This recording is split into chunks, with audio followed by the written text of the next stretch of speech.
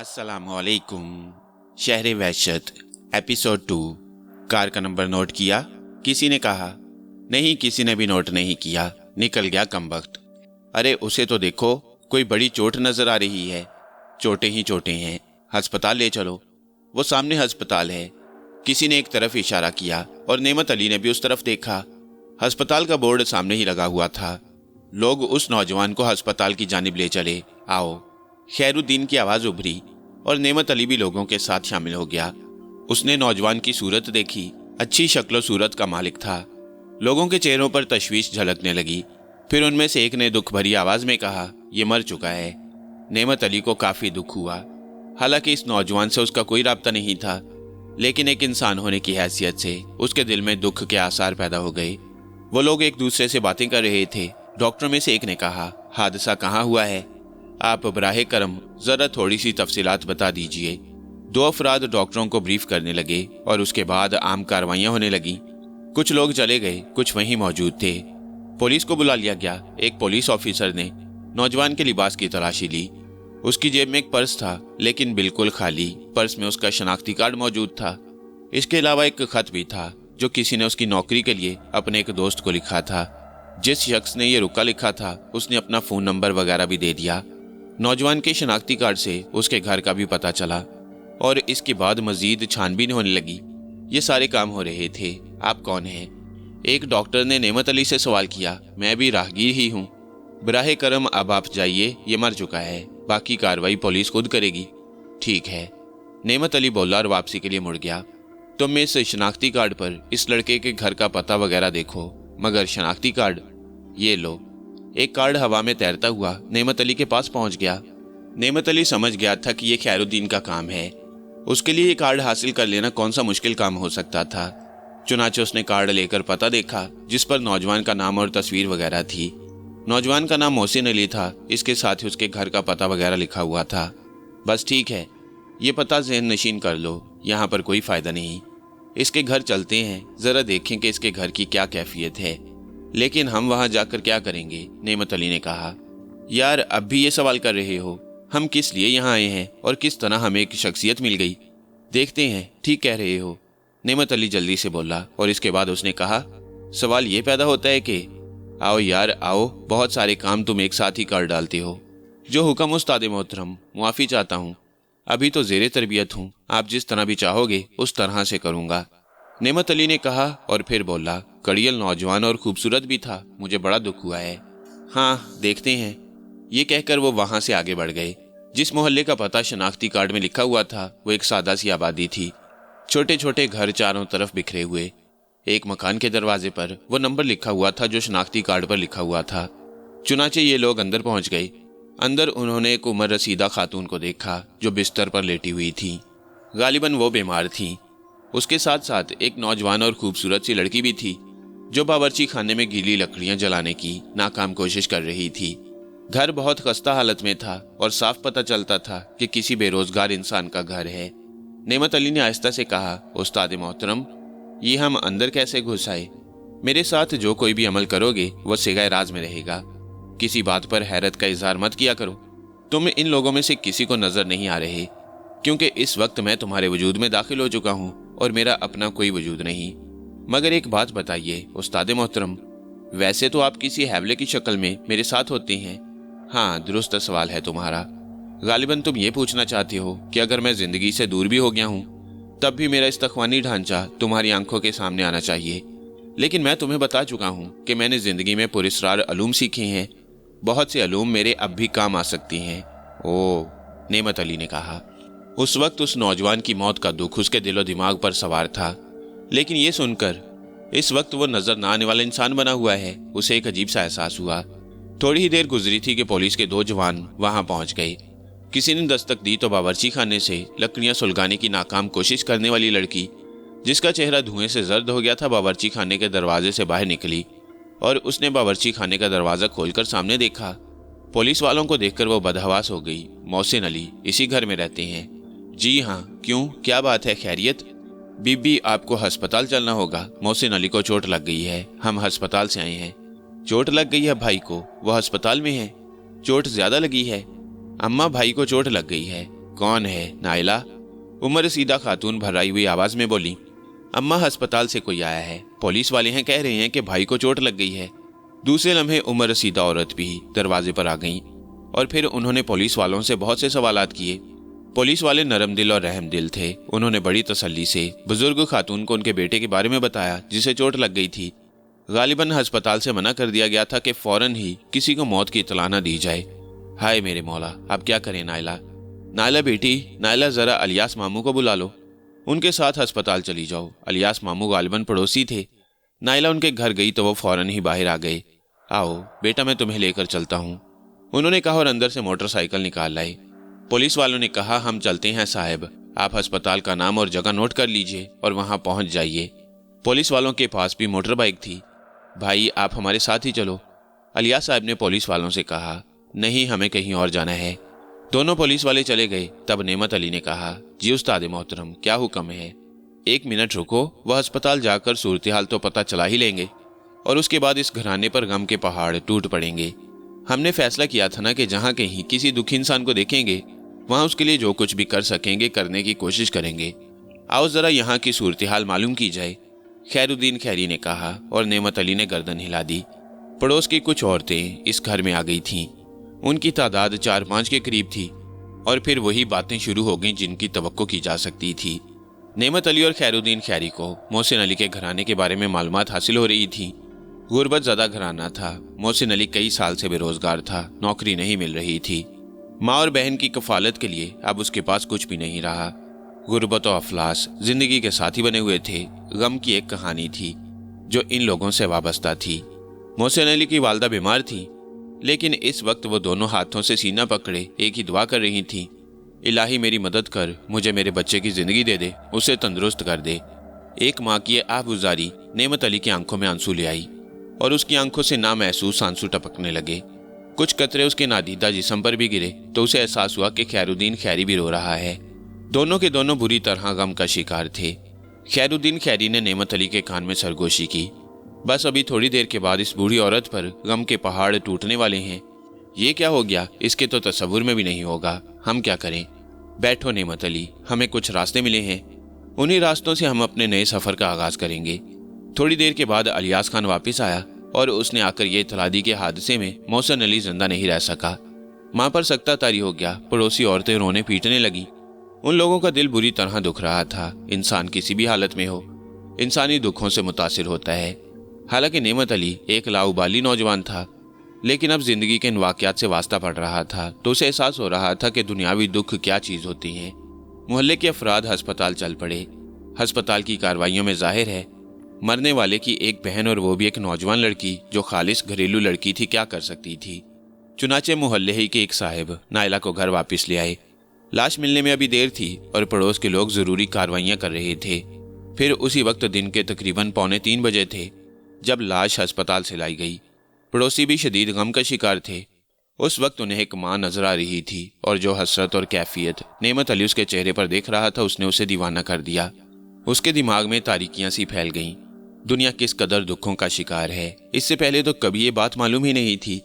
Naila की चीखें आसमान को छू रही थीं और नेमत अली सकते के आलम में उस लाश को देख रहा था। अचानक ही खैरुद्दीन खैरी की आवाज उभरी, नेमत अली एक बात कहूं? जी उस्ताद मोहतरम, नेमत अली ने गलूगीर लहजे में कहा। हमें इंसानों की मदद करनी है ना, क्या कहते हो? जी उस्ताद मोहतरम, किसी मुर्दे को जिंदा करना कोई इंसान सोच भी नहीं सकता, लेकिन एक काम बखूबी किया जा सकता है। वो क्या उस्ताद मोहतरम? ये एक ऐसा अमल है जिसे करके इन लोगों के आंसू खुश्क किए जा सकती हैं। मुझे बताइए तो सही। हम बासानी उस मुर्दा जिस्म में दाखिल हो सकते हैं। एक अमल करना होगा बस, और उसके बाद ये शख्स उठकर बैठ जाएगा। लेकिन ये मोहसिन अली नहीं होगा, बल्कि तुम होगे नेमत अली। तुम इस वक्त एक नजर न आने वाले वजूद की शक्ल में हो। बासानी हम इसके कालब में दाखिल होकर इसे मुतहर्रिक कर सकते हैं। ऐसा बेशक आर्जी तौर पर होगा, लेकिन मेरा इल्म इस अमल को कर सकता है। नेमत अली की समझ में तो बात ही नहीं आई। जब बात उसकी समझ में आई तो वो दंग रह गया। उस्ताद मोहतरम, हाँ, खैरुद्दीन का इल्म ये काम कर सकता है। ये तो बहुत ही अच्छी बात होगी। बाद में हम देख लेंगे कि हमें क्या करना है। नेमत अली ने इस बात पर आमादगी का इजहार कर दिया। घर वालों को 500 रुपए रोज मिलते रहेंगे और कोई मुश्किल भी नहीं होगी। ये अजीबोगरीब शख्सियत उसके साथ काम कर रही है तो क्यों ना जिंदगी के अनोखे तजुर्बात किए जाएं। वो लोग मोहसिन अली की लाश को देखने लगे। उसे नहला धुला दिया गया। एक तरफ एक कुर्सी पर उम्र रसीदा खातून बैठी हुई थी, उधर नाइला दर्द भरे अंदाज में कह रही थी, भाई वादा खिलाफी कर डाली ना। तुम तो कहते थे कि नाइला में झूठ नहीं बोलता, बोलना ना झूठ हमसे। देख लो, हमें बेआसरा छोड़कर चले गए। ये अच्छा तो नहीं किया तुमने भाई। नेमत अली बेख्तियार हो गया। उसने कहा, उस्ताद मोहतरम, इससे ज्यादा मैं नहीं सुन सकता। खुदा के लिए आप अपना अमल कीजिए। खैरुद्दीन खैरी ने कोई जवाब ना दिया। उसी वक्त उसे महसूस हुआ जैसे उसका जिस्म हल्का होता चला जा रहा हो, और ये कैफियत थोड़ी देर तक रही, और इसके बाद उसे अपने चारों तरफ एक अजीब सी तारीकी का एहसास हुआ। उसे यूं लगा जैसे वो एक बंद कमरे में आ गया हो। ये कमरा चारों तरफ से बंद था, और इसके बाद उसे वो करना था जिससे किसी को कोई गलत एहसास ना हो सके। चुनाचे उसने एक कराह के साथ करवट बदली, और बेशुमार खवातीन जो रो पीट रही थी अचानक ही वहां से हैरानी से पीछे हट गईं। एक अजीब सी भगदड़ मच गई। तरह तरह की बातें की जा रही थीं। देखो, वो हिल रहा है, कसम ले लो, उसने मुंह से आवाज निकाली है। अरे हाँ देखो, जरा बुलाओ शेख साहब को। जितने में उतनी बातें, लेकिन सच्ची मोहब्बतों का अंदाज ही मुख्तलिफ होता है। नाइला आगे बढ़ी और भाई से लिपट गई। जिंदा हो तुम भैया, जिंदा हो मेरे भाई तुम जिंदा हो। अम्मा सुन ली अल्लाह ने हमारी, अम्मा भाई जिंदा हैं, अम्मा भाई जिंदा हैं। नाइला पागलों की तरह चीख रही थी। माँ की दिलदोज चीख भी सुनाई दी, और वो बीमार औरत अपनी जगह से उठकर बेटे पर झपट पड़ी। नेमत अली उठकर बैठ गया। उसने कराहती हुई आवाज में कहा, क्या समझ लिया था आप लोगों ने, और ये सब लोग यहाँ क्यों जमा हैं? अरे बाप रे बाप, मुझे अपनी बेहोशी तो याद है, लेकिन उसके बाद क्या हुआ ये नहीं पता मुझे। नेमत अली अपनी दानिस्त में बहुत अच्छी अदाकारी कर रहा था। इसके साथ ही उसके दिल में खैरुद्दीन खैरी का एहतराम और बढ़ गया, जिसने सारी मुश्किलें हल कर दी थीं। इंसानी जज्बे एक हैसियत रखती हैं।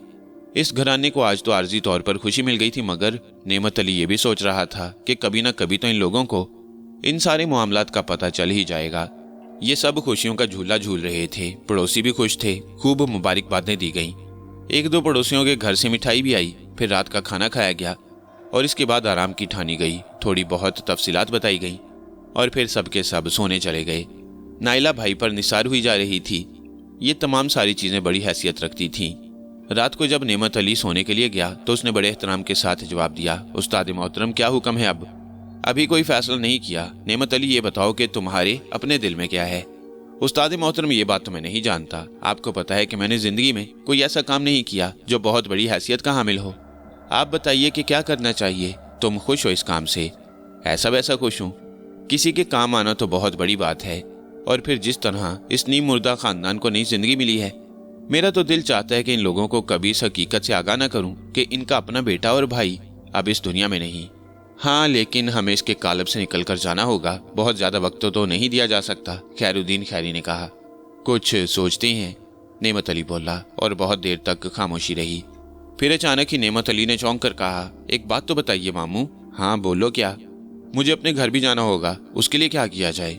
इसके अलावा यहाँ इन लोगों को भी मुतमईन करना होगा। इत्तफाक है, इस वक्त मैं भी यही सोच रहा हूँ। मेरे जहन में एक तदबीर आई है। क्या? आज की रात तो यहीं गुजारी जाए। ये तो मजबूरी है, लेकिन कल सुबह तुम यहाँ से निकलो। नाइला और मोहसिन अली की वालदा से यही कहो कि तुम काम के सिलसिले में जा रहे हो, और किसी मुलाजमत के बारे में तुम्हारी बात चल रही है। वो लोग तुम्हें एडवांस रकम देने के लिए तैयार हैं। वो तो ठीक है, मगर मेरा अपना क्या होगा? नहीं कुछ नहीं, मैं तुम्हें कब्रिस्तान ले चलूंगा। वहाँ मेरी कब्र खाली है।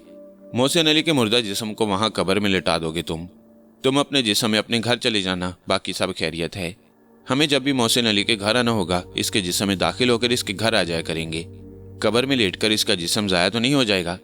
नहीं, जब तक कोई मुनासिब फैसला न कर लिया जाए। इसके जिस्म को ताज़ा रखने के लिए उन तमाम ज़रूरियात को पूरा किया जाए जो जिस्मों को जिला बख्शती हैं। नेमत अली के लिए ये एक निहायत दिलचस्प तजुर्बा था। दूसरे दिन उसने नाइला और मोहसिन अली की वालदा के साथ नाश्ता वगैरह किया। फिर बोला, अब मुझे चलना है अम्मा, ज़रा कोशिशें कर रहा हूँ नौकरी के लिए। अल्लाह ने चाहा तो कोई बहुत ही बेहतर नतीजा निकलने वाला है। बेटा, कल के हादसे से तो मैं बुरी तरह डर गई हूँ। ज़रा अपना ख्याल रखना। आप दुआएं करती रहा करें अम्मा, अल्लाह ने चाहा तो सब ठीक ही रहेगा। फिर भी माँ ने बाजू पर इमाम जामन बांधा, और सैकड़ों दुआएं देने के बाद नेमत अली को घर से रुखसत किया गया। यहाँ से वो सीधा कब्रिस्तान पहुंचा। अंदाजे के मुताबिक खैरुद्दीन खैरी उसके साथ था। फिर बहुत ही दिलचस्प सूरत हाल पेश आई। किसी जिंदा इंसान के लिए किसी खाली कब्र में जाकर लेटना बड़ा अनोखा तजुर्बा था। یہ تجربہ بھی نعمت علی کو ہوا، اور جب وہ محسن علی کے مردہ جسم کو قبر میں چھوڑ کر واپس آیا تو اپنے جسم میں تھا۔ ماموں تم نے تو مجھے نہ جانے کیا سے کیا بنا دیا ہے، مزہ نہیں آ رہا؟ بہت، اور سب سے بڑی خوشی یہ ہے کہ ہم نے کسی کام کا آغاز ایک نیک کام سے کیا۔ مجھے بھی اس بات کی خوشی ہے کہ میرا علم میری موت کے بعد بھی میرے کام آیا۔ خیر الدین خیری نے کہا، اب چلو اپنے گھر چلو، وہاں کی معاملات دیکھو۔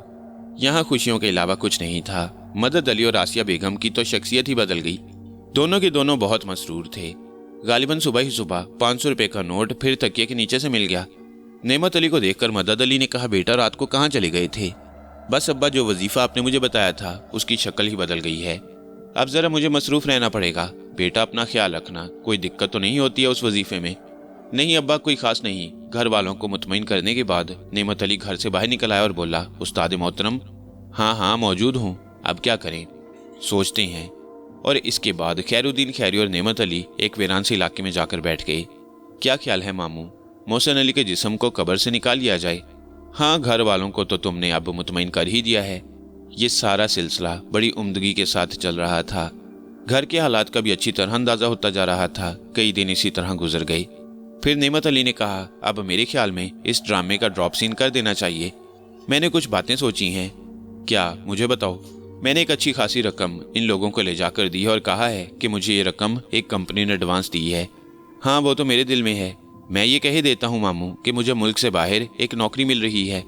میں ملک سے باہر چلا جاؤں گا اور کافی عرصے کے لیے ان لوگوں سے دور ہو جاؤں گا۔ نائلہ اور اماں سے کہہ دیتا ہوں کہ وہ اس رقم سے فائدہ اٹھائیں، انہیں باقاعدہ رقم ملتی رہے گی۔ ویری گڈ، اچھا آئیڈیا ہے۔ یہ کام کر کے گلو خلاصی حاصل کر دو، کسی بینک میں ایک خاصی بڑی رقم جمع کر دو اور انہیں ہدایت کر دو کہ مہینے کی پہلی تاریخ کو وہ رقم ان لوگوں کو دے دی جائے۔ ہم خیال رکھیں گے، اگر کسی اور کا بھی کوئی ایسا مسئلہ سامنے آیا تو تم جانتے ہو کہ دولت کا حصول اب کوئی مشکل کام نہیں۔ نعمت علی نے جب محسن علی کی حیثیت سے ماں اور بہن کو یہ بتایا کہ اسے بیرون ملک جانا ہے تو وہ دونوں خوب روئیں۔ بھائی، ایسا نہیں ہو سکتا کہ یہ نوکری تم یہیں کر لو۔ نہیں بیٹا، ابھی کچھ عرصے کے لیے تو باہر جانا ہی پڑے گا۔ ویسے میں چوتھے پانچویں مہینے آ جایا کروں گا، تم لوگوں سے ملاقات بھی ہو جایا کرے گی۔ روپے پیسے کی کوئی کمی نہیں ہے، تمہارے نام سے بینک میں اکاؤنٹ کھلوا دیا گیا ہے، میں ملازمت کروں گا، وہاں سے رقم تمہارے اکاؤنٹ میں منتقل ہوتی رہے گی۔ تم ہر مہینے کی پہلی تاریخ کو گھر کی ضروریات کے لیے چیک لکھ کر بینک سے رقم لے لیا کرو۔ غرض یہ کہ یہاں کا معاملہ اس طرح طے ہو گیا۔ اس کے بعد نعمت علی خیر الدین خیری کے ساتھ شہر گردی کرنے لگا۔ انہیں اب کسی نئے مسئلے کی تلاش تھی۔ یہ نیا مسئلہ براہ راست نعمت علی تک تو نہیں آیا، بلکہ اس سلسلے میں مدد علی صاحب ہی کو ایک انوکھے تجربے سے دوچار ہونا پڑا۔ مدد علی صاحب کی عزت و شہرت تو آسمان تک پہنچ چکی تھی۔ محلے کے لوگ ان کے گھر کے سامنے سے گزرتے تو گردن جھکا کر مدد علی صاحب کو ایک بہت بڑے بزرگ کا درجہ حاصل ہو گیا۔ گھر کے اندر کی تو خیر تھی، لیکن باہر کی صفائی بھی محلے والے ہی کر دیا کرتے، اور کوئی ایسا ویسا کام نہیں ہوتا جو مدد علی صاحب کو خود کرنا پڑتا۔ پڑوس کی عورتیں گھر میں آ جاتی اور آنے کے بعد گھر کی صفائی وغیرہ کرتی، کھانے پینے کی چیزیں محلے سے آ جاتی۔ اور جب مدد علی نے پڑوسیوں کو منع کیا کہ بھائی میں تو آپ کا وہی قدیم پڑوسی ہوں، آپ کے لیے ہر طرح سے حاضر ہوں، آپ یہ کام نہ کیا کریں تو مہربانی ہوگی، اللہ تعالیٰ میرا رزق مجھے آسانی سے پہنچا رہا ہے، تو پڑوسیوں نے بڑی عاجزی سے کہا، نہیں مدد علی صاحب، آپ تو سچ بات یہ ہے کہ ہمارے محلے کے لیے باعث رحمت ہیں، آپ کی برکت سے تو ہم پر سے مصیبتیں ٹل گئیں۔ ہم تو اس بات پر شرمندہ ہیں کہ اس سے پہلے ہمیں آپ کے بارے میں معلوم کیوں نہیں ہو سکا، جو ہم آپ کی خدمت اسی طرح کیا کرتے۔ غرض یہ کہ بڑی اچھی زندگی گزر رہی تھی۔ نعمت علی اپنے کام میں مصروف تھا، گھر کے معاملات اپنی جگہ تھے۔ ادھر محسن علی کے گھر میں اس نے سارے کام کر دیے، اور اب اس کے بعد یہ بات بھی طے کر لی گئی کہ وہیں بیچارے محسن علی کی قبر کرا دی جائے اور اسے آخری آرامگاہ مہیا کر دی جائے۔ اس کے لیے تھوڑا سا ڈرامہ بہت ضروری تھا، وہ یہ کہ محسن علی کو بیرون ملک روانگی کا کھیل کھیلا جائے، اور ایک دن یہ کام بھی کر لیا گیا۔ محسن علی اپنے گھر سے رخصت ہو گیا اور محلے والوں نے اسے آنسوؤں اور سسکیوں کے ساتھ رخصت کیا۔ نعمت علی نے چلتے وقت پڑوسیوں سے کہا، آپ لوگ میری بہن اور ماں کا پورا خیال رکھیے گا، ان لوگوں کے لیے اخراجات کا مسئلہ اللہ تعالیٰ نے خود حل کر دیا ہے، اس میں انہیں کوئی دقت نہیں ہوگی۔ باقی کوشش میں یہ بھی کروں گا کہ جیسے ہی مجھے وہاں سے چھٹی ملے آ جایا کروں۔ حالانکہ یہ کام بہت مشکل تھا، محسن علی کے جسم کی تدفین کے بعد تو یہ کسی طور ممکن ہی نہیں تھا، لیکن تسلی دینے میں کوئی حرج نہیں تھا۔ دنیا اپنے معاملات سے خود نمٹتی ہے، وقت یقینی طور پر ان لوگوں کی بھی مدد کرے گا۔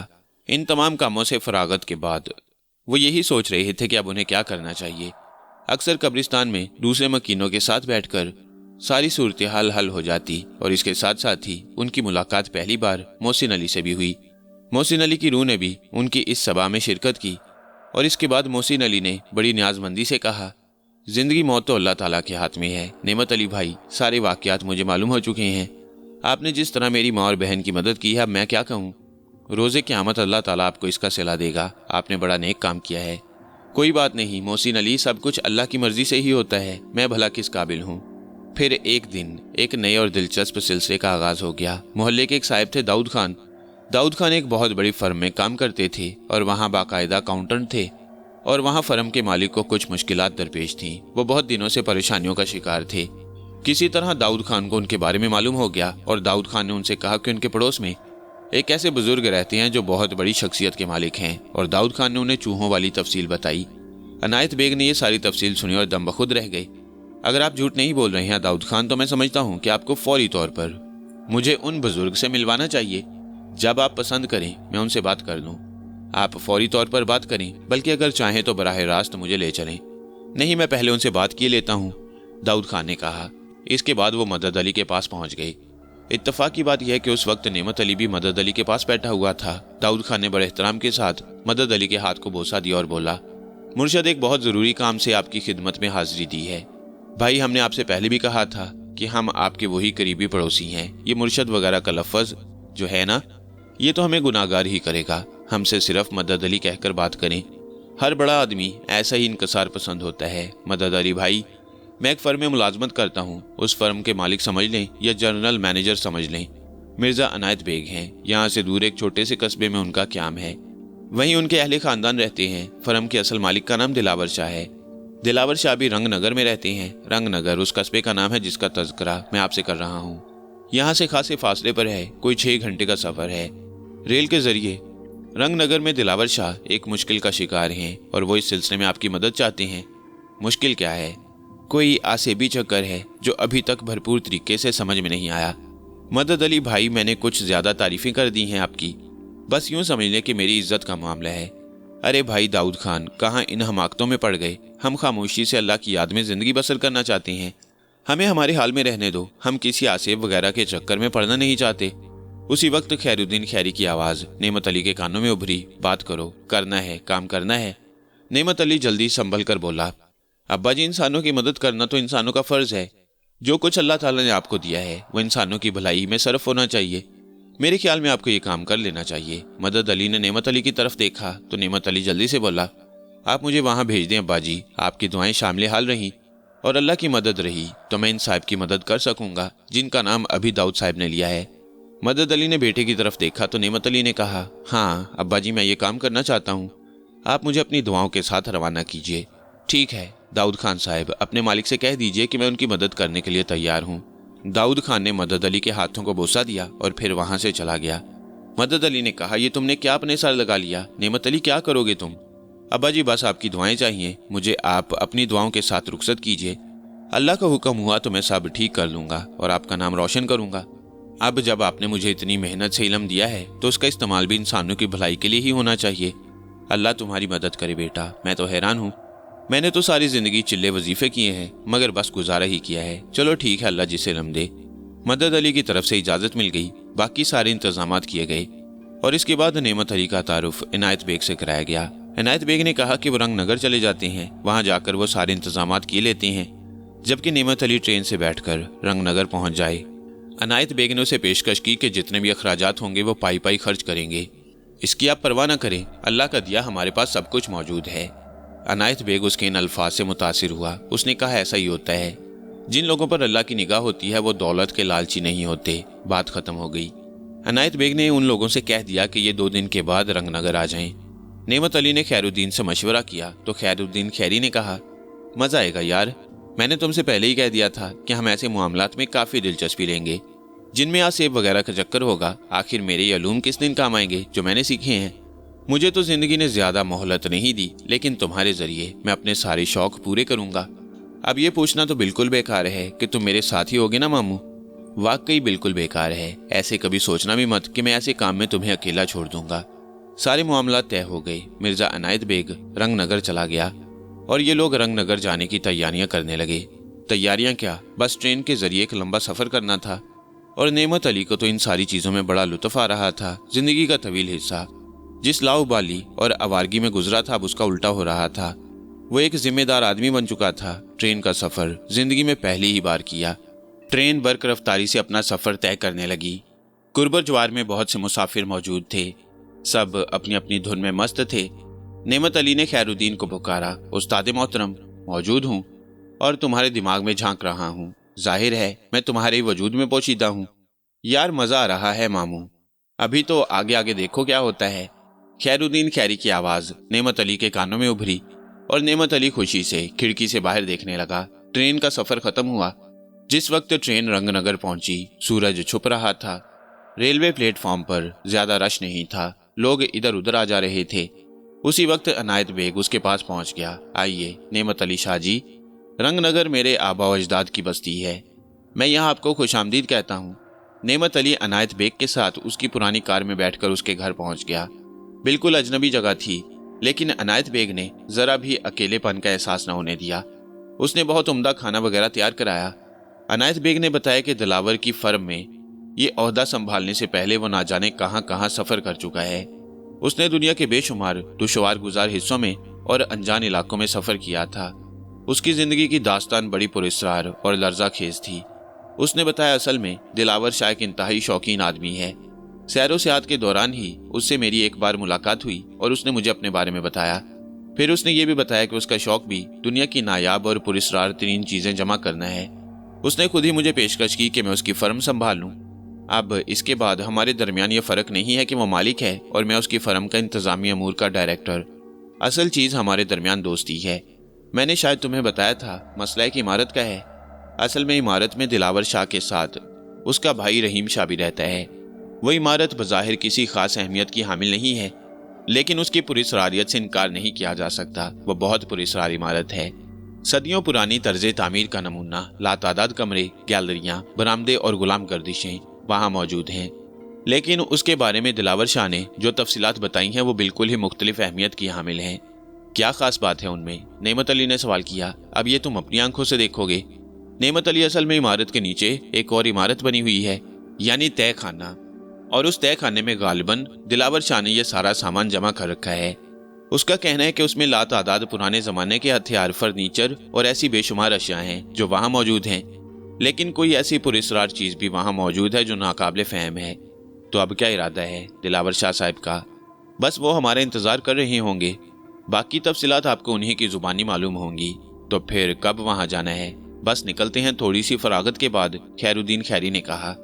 यार इसे कहो जल्दी करे, मेरे जहन में बड़ा तजस्सुस पैदा हो गया है।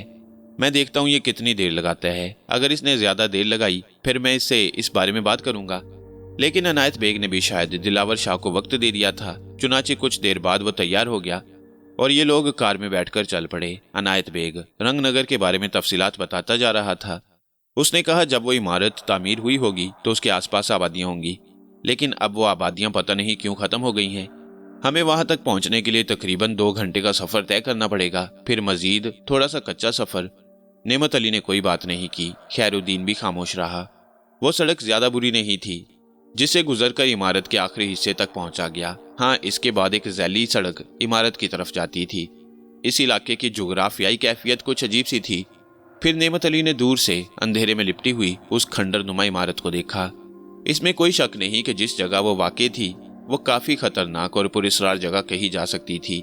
इमारत को दूर ही से देखकर यह अंदाजा हो जाता कि वो बहुत ही अजीम शान और हैबतनाक जगह है। करीब पहुंचकर उसकी सूरत हाल मजीद वाज़ेह हो रही थी।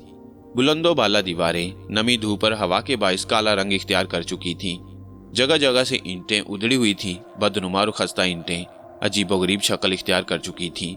गुरबो ज्वार में रेत के टीले बिखरे हुए थे, जिन पर नागफनी के पौधे जा बजा नजर आ रहे थे। इससे यह अंदाजा हो रहा था कि इस इलाके में सांप भी जरूर होंगे, बल्कि अगर गौर से जमीन को देखा जाता तो रेत पर सांपों की लकीरें नुमाया नजर आती। इमारत के दरवाजे पर रोशनी हो रही थी और उस रोशनी में कुछ इंसानी साए साफ नजर आ रहे थे। इसमें कोई शक नहीं था कि दूर से देखने वाले यकीनी तौर पर इस माहौल को देखकर खौफजदा हो जाते। अजीबोगरीब जगह है, नेमत अली ने मुतासिर लहजे में कहा। हाँ, मैंने कहा था ना कि इमारत बड़ी खौफनाक लगती है। ये दरवाजे पर कौन है? यकीनी तौर पर वो लोग तुम्हारे इस्तकबाल करने के लिए तैयार होंगे, इनायत बेग ने कहा।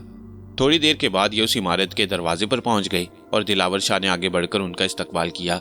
दिलावर शाह किसी कदर पस्ता कामत लेकिन सुर्खो सफेद चेहरे वाला खुश मिजाज आदमी मालूम होता था। उसने बड़े पुरतपाक अंदाज में नेमत अली और इनायत बेग से मुसाफिया किया। फिर उसने अपना तारुफ कराते हुए कहा, मेरा नाम दिलावर शाह है और मेरा छोटा भाई रहीम शाह, और यह हमारा मुलाजिम नुमा दोस्त फुरकान है। उसने एक शख्स की तरफ इशारा करते हुए कहा। यही 3 आदमी यहाँ मौजूद थे। दिलावर शाह ने आगे बढ़ते हुए खुश मिजाजी से कहा, यहाँ सिर्फ हम 3 अफराद का बसेरा है, मैं, रहीम शाह और ये फुरकान। और ये फुरकान जो है ना, बस यूं समझ लो हम इसी के दम पर जिंदगी गुजार रही हैं। ये बेहतरीन खाना पकाता है, बेहतरीन ड्राइविंग करता है, बेहतरीन हाउस कीपर है, एक नडर और ज़रूरत से ज़्यादा शानदार नौजवान, जिसे शायद पिस्तौल से लेकर टैंक तक सारे हथियार इस्तेमाल करने का तजुर्बा है। Very good. हालांकि मैंने पहले सोचा था कि इस इमारत में मुलाजमों की एक फ़ौज जमा कर लूं, लेकिन 4 आदमी बड़ी मुश्किल से घेर घार कर ला सका और चारों ही भाग गए। भाग गए क्यों? इसलिए कि इस इमारत के दूसरे रिहायशियों ने उन्हें परेशान करना शुरू कर दिया। क्या मतलब? यहाँ दूसरे लोग भी रहते हैं? हाँ नेमत अली साहब, जाहिर है एक ऐसी जगह जहाँ तवील अरसे तक कोई ना रहा हो। अगर कुछ लोग अपना बसेरा कर लेते हैं तो इसमें ताज्जुब की क्या बात है। और फिर ये बात तो आप जानते ही हैं कि जर जमीन के लिए झगड़ा तो हमेशा ही से चलता रहा है। अब हमने यहाँ आकर जिन लोगों को परेशान किया है वो जाहिर है हमारी आमद को पसंद तो नहीं करते हैं, और उनके और हमारे दरमियान एक दिलचस्प जंग चलना तो बहुत ज़रूरी है। आपका मतलब है कि ना, इसके लिए कोई गलत जुमला ना कहना नेमत अली, तुमसे भी दुश्मनी चल जाएगी। आपका मतलब है दिलावर शाह साहब यहाँ आसिफ भी रहते हैं? ना घोड़ा दूर है ना मैदान। मैं पूरे दावे से तो ये नहीं कह सकता कि यहाँ किस किस का बसेरा है, लेकिन हमारी यहाँ आमद के बाद यहाँ थोड़ी सी पुरस्रार मुदाफ़ियत हो रही है। अब ये मुदाफ़ियत इंसानी तो नहीं है। अच्छा, मैं आपको बताता हूँ। अचानक ही रहीम शाह ने दरमियान में दखल दिया। वो अब तक बिल्कुल खामोश रहा था। इनायत बेग और नेमत अली उसकी तरफ मुतवज्जा हुए तो रहीम शाह बोला, मैंने यहाँ बहुत से ऐसे वाक़यात देखे हैं जिनसे मुझे अंदाज़ा हो गया है कि वो जो कोई भी हैं हमारी यहाँ मौजूदगी को नापसंद करते हैं। चलिए ठीक है, ये सब बात की बातें हैं। नेमत ने कहा तो दिलावर शाह बोला, हाँ आओ। मुअज़्ज़ज़ मेहमानों को पहले ही मरहले पर इस कदर खौफज़दा कर देना बहुत गैर मुनासिब अमल है। वैसे इनायत बेग ने तुम्हें बहुत सी बातें बताई होंगी, इसमें कोई शक नहीं है कि पुरस्कार वाक़यात में दिलचस्पी लेने का एक अलग ही मज़ा है। आइए आपके लिए कोई मुनासिब जगह मुंतखब कर दूं। वैसे तो रात को हम सब जमा होकर इस मसले पर बात करेंगे। जो कमरा इनायत बेग और नेमत अली ने मुंतखब किया वो साफ सुथरा, ठंडा और ज़माने कदीम के फर्नीचर से आरास्ता था। इसके बारे में दिलावर शाह ने बताया, जैसा कि मैंने आपको पहले बताया है कि यह फर्नीचर पहले यहाँ मौजूद नहीं था, बल्कि इसे पुरस्कार तय खाने से निकाला गया है और इसके बाद कमरे में इसे जगह दी गई है। ये तय खाना भी मैंने खुद ही दरियाफ्त किया। इस सिलसिले में कोई तफसीली बात तो नहीं हुई, लेकिन इमारत का एक जायजा लेने के बाद ये अंदाज़ा हो चुका है कि यहाँ वाकई कोई गड़बड़ है। वैसे नेमत अली शाह साहब, आपको भी इस सिलसिले में काफ़ी तजुर्बात होंगे, क्योंकि इनायत बेग ने मुझे ये बात बताई थी। नेमत अली हंसने लगा, फिर बोला, बस जो भी होगा देखा जाएगा। इस सिलसिले में ज़्यादा बात करना गैर मुनासिब है। चलें ठीक है, अब आपकी जिम्मेदारी है कि इन लोगों से मुज़ाकरात करें। नेमत अली हंसने लगा। वैसे इसमें कोई शक नहीं था कि ये इमारत अपने हुलिये से आसेब ज़दा ही मालूम होती। असल में आसेब ज़दा इमारतों में एक अजीब सी नहुसत छाई होती है। उसके दरो दीवार रोते हुए लगते हैं। एक एक मंजर से अजीबोगरीब एहसासात जागती हैं। नेमत अली तो खैर ज़्यादा कच्चे दिल का इंसान नहीं था। बचपन ही से उसने तावीज़ गंडों में ज़िंदगी गुजारी, जिसकी वजह से उसका दिल भी खासा पक्का हो गया। लेकिन बाद में काफ़ी दिलचस्प वाक़यात का सामना करना पड़ा। मैं मौजूद हूँ ना नेमत अली, मेरी मौजूदगी में अगर तुम परेशान होते हो तो ये तो मेरी बेइज्जती है। नहीं, मैं परेशान नहीं हूँ, नेमत अली के मुंह से निकला, और इनायत बेग, रहीम शाह और दिलावर शाह उसे चौंक कर देखने लगे। क्या हुआ, क्या बात है? नहीं, कुछ भी नहीं। नेमत अली ने फौरन ही खुद को संभाल लिया। पुरस्कार कदीम फर्नीचर जगह जगह से टूटा फूटा था, लेकिन उसे काबिल इस्तेमाल बना लिया गया। मेज़ें, कुर्सियाँ, आतिशदान और ऐसे ही दूसरे डेकोरेशन पीस, जिनमें से कुछ को ज़बरदस्ती डेकोरेशन पीस बनाया गया। मसलन कॉर्नर्स पर रखा हुआ एक इंसानी हाथ, जो दूर से देखते ही किसी इंसान का कटा हुआ हाथ मालूम होता, लेकिन असल में उसकी उंगलियों के दरमियान एक शमा रखी हुई थी। हाथ के दूसरी तरफ से खून टपकता महसूस हो रहा था। इन तमाम चीज़ों को डेकोरेट करने से यह साबित होता था कि खुद दिलावर शाह भी एक संगीन मिजाज इंसान है। अगर आम इंसान होता तो उसे इन चीज़ों से कोई दिलचस्पी नहीं होती। वक्त गुजरता रहा। پھر ایک چیز جس نے نعمت علی کو حیران کیا وہ یہ تھی کہ اس کٹے ہوئے انسانی ہاتھ جس کی انگلیوں کے درمیان شمع رکھی ہوئی تھی، انگلیاں اسے ہلتی ہوئی محسوس ہوئیں۔ اس نے حیران نگاہوں سے کارنرز پر رکھے انسانی پنجے کو دیکھا۔ واقعی یہ اس کی آنکھوں کا دھوکہ نہیں بلکہ اس کی انگلیاں حرکت کر رہی تھیں۔ اس وقت ہاتھ کے درمیان رکھی ہوئی شمع روشن نہیں تھی، لیکن اچانک ہی وہ روشن ہو گئی۔ نعمت علی نے حیرانی سے ان لوگوں کو دیکھا، لیکن شاید وہ اس بات سے ناواقف تھے۔ اسی وقت دلاور شاہ کی آواز ابھری، عنایت بیگ میرے ساتھ آؤ ذرا۔ عنایت بیگ باہر نکل گیا تو نعمت علی اندر رہ گیا۔ شمع کا اچانک جل جانا اس کی سمجھ میں نہیں آیا۔ پھر آہستہ آہستہ اس کے قدم بڑھے اور وہ ہاتھ کے قریب پہنچ گیا۔ تب اس نے دوسرا منظر دیکھا، ہاتھ کی کٹی ہوئی کلائی سے خون کے قطرے ٹپک رہے تھے اور اچھا خاصا خون جمع ہو گیا۔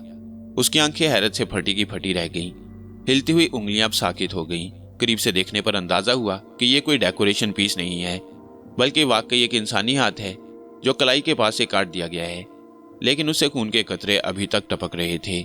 اس نے انگلی سے اس خون کو چھو کر دیکھا تو گاڑھا گاڑھا خون اس کی انگلی کے پور پر لگ گیا۔ ایک لمحے تک وہ سوچتا رہا، پھر اس نے وہ جگہ چھوڑ دی۔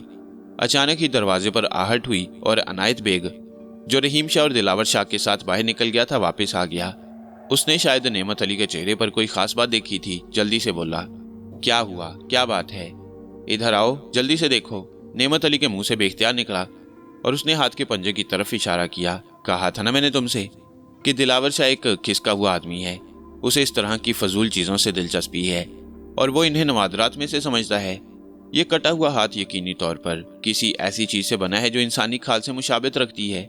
نہیں، ایسی بات نہیں، ذرا غور سے دیکھو، یہ واقعی کٹا ہوا انسانی ہاتھ ہے۔ اور یہ شمع بھی میں نے نہیں جلائی بلکہ خود بخود جلی ہے۔ کیا؟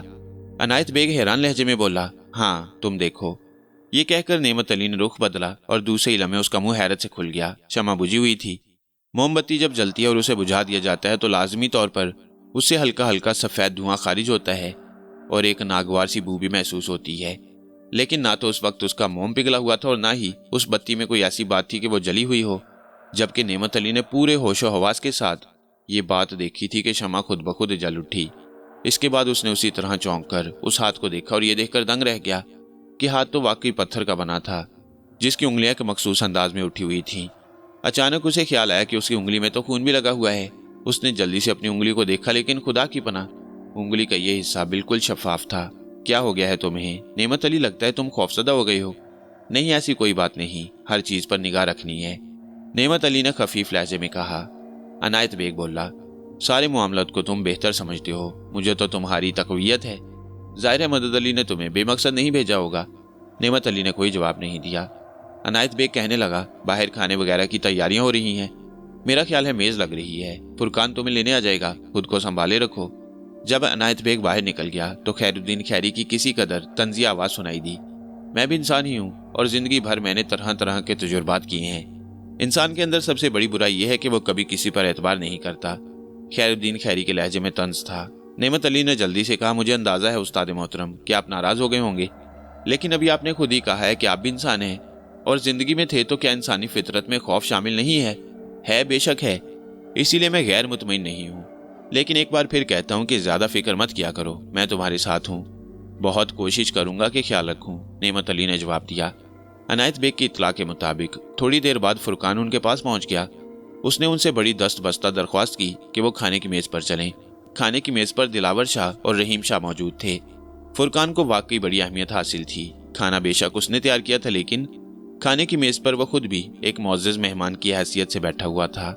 کھانے کے دوران دلاور شاہ نے گفتگو کا آغاز کیا، آپ لوگوں کی آمد سے مجھے بڑی خوشی ہوئی ہے۔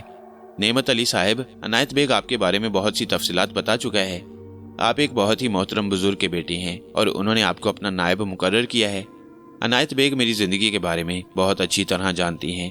بس یوں سمجھ لیجئے کہ اس عمارت کی خریداری بھی میں اپنی زندگی کا ایک اہم واقعہ سمجھتا ہوں۔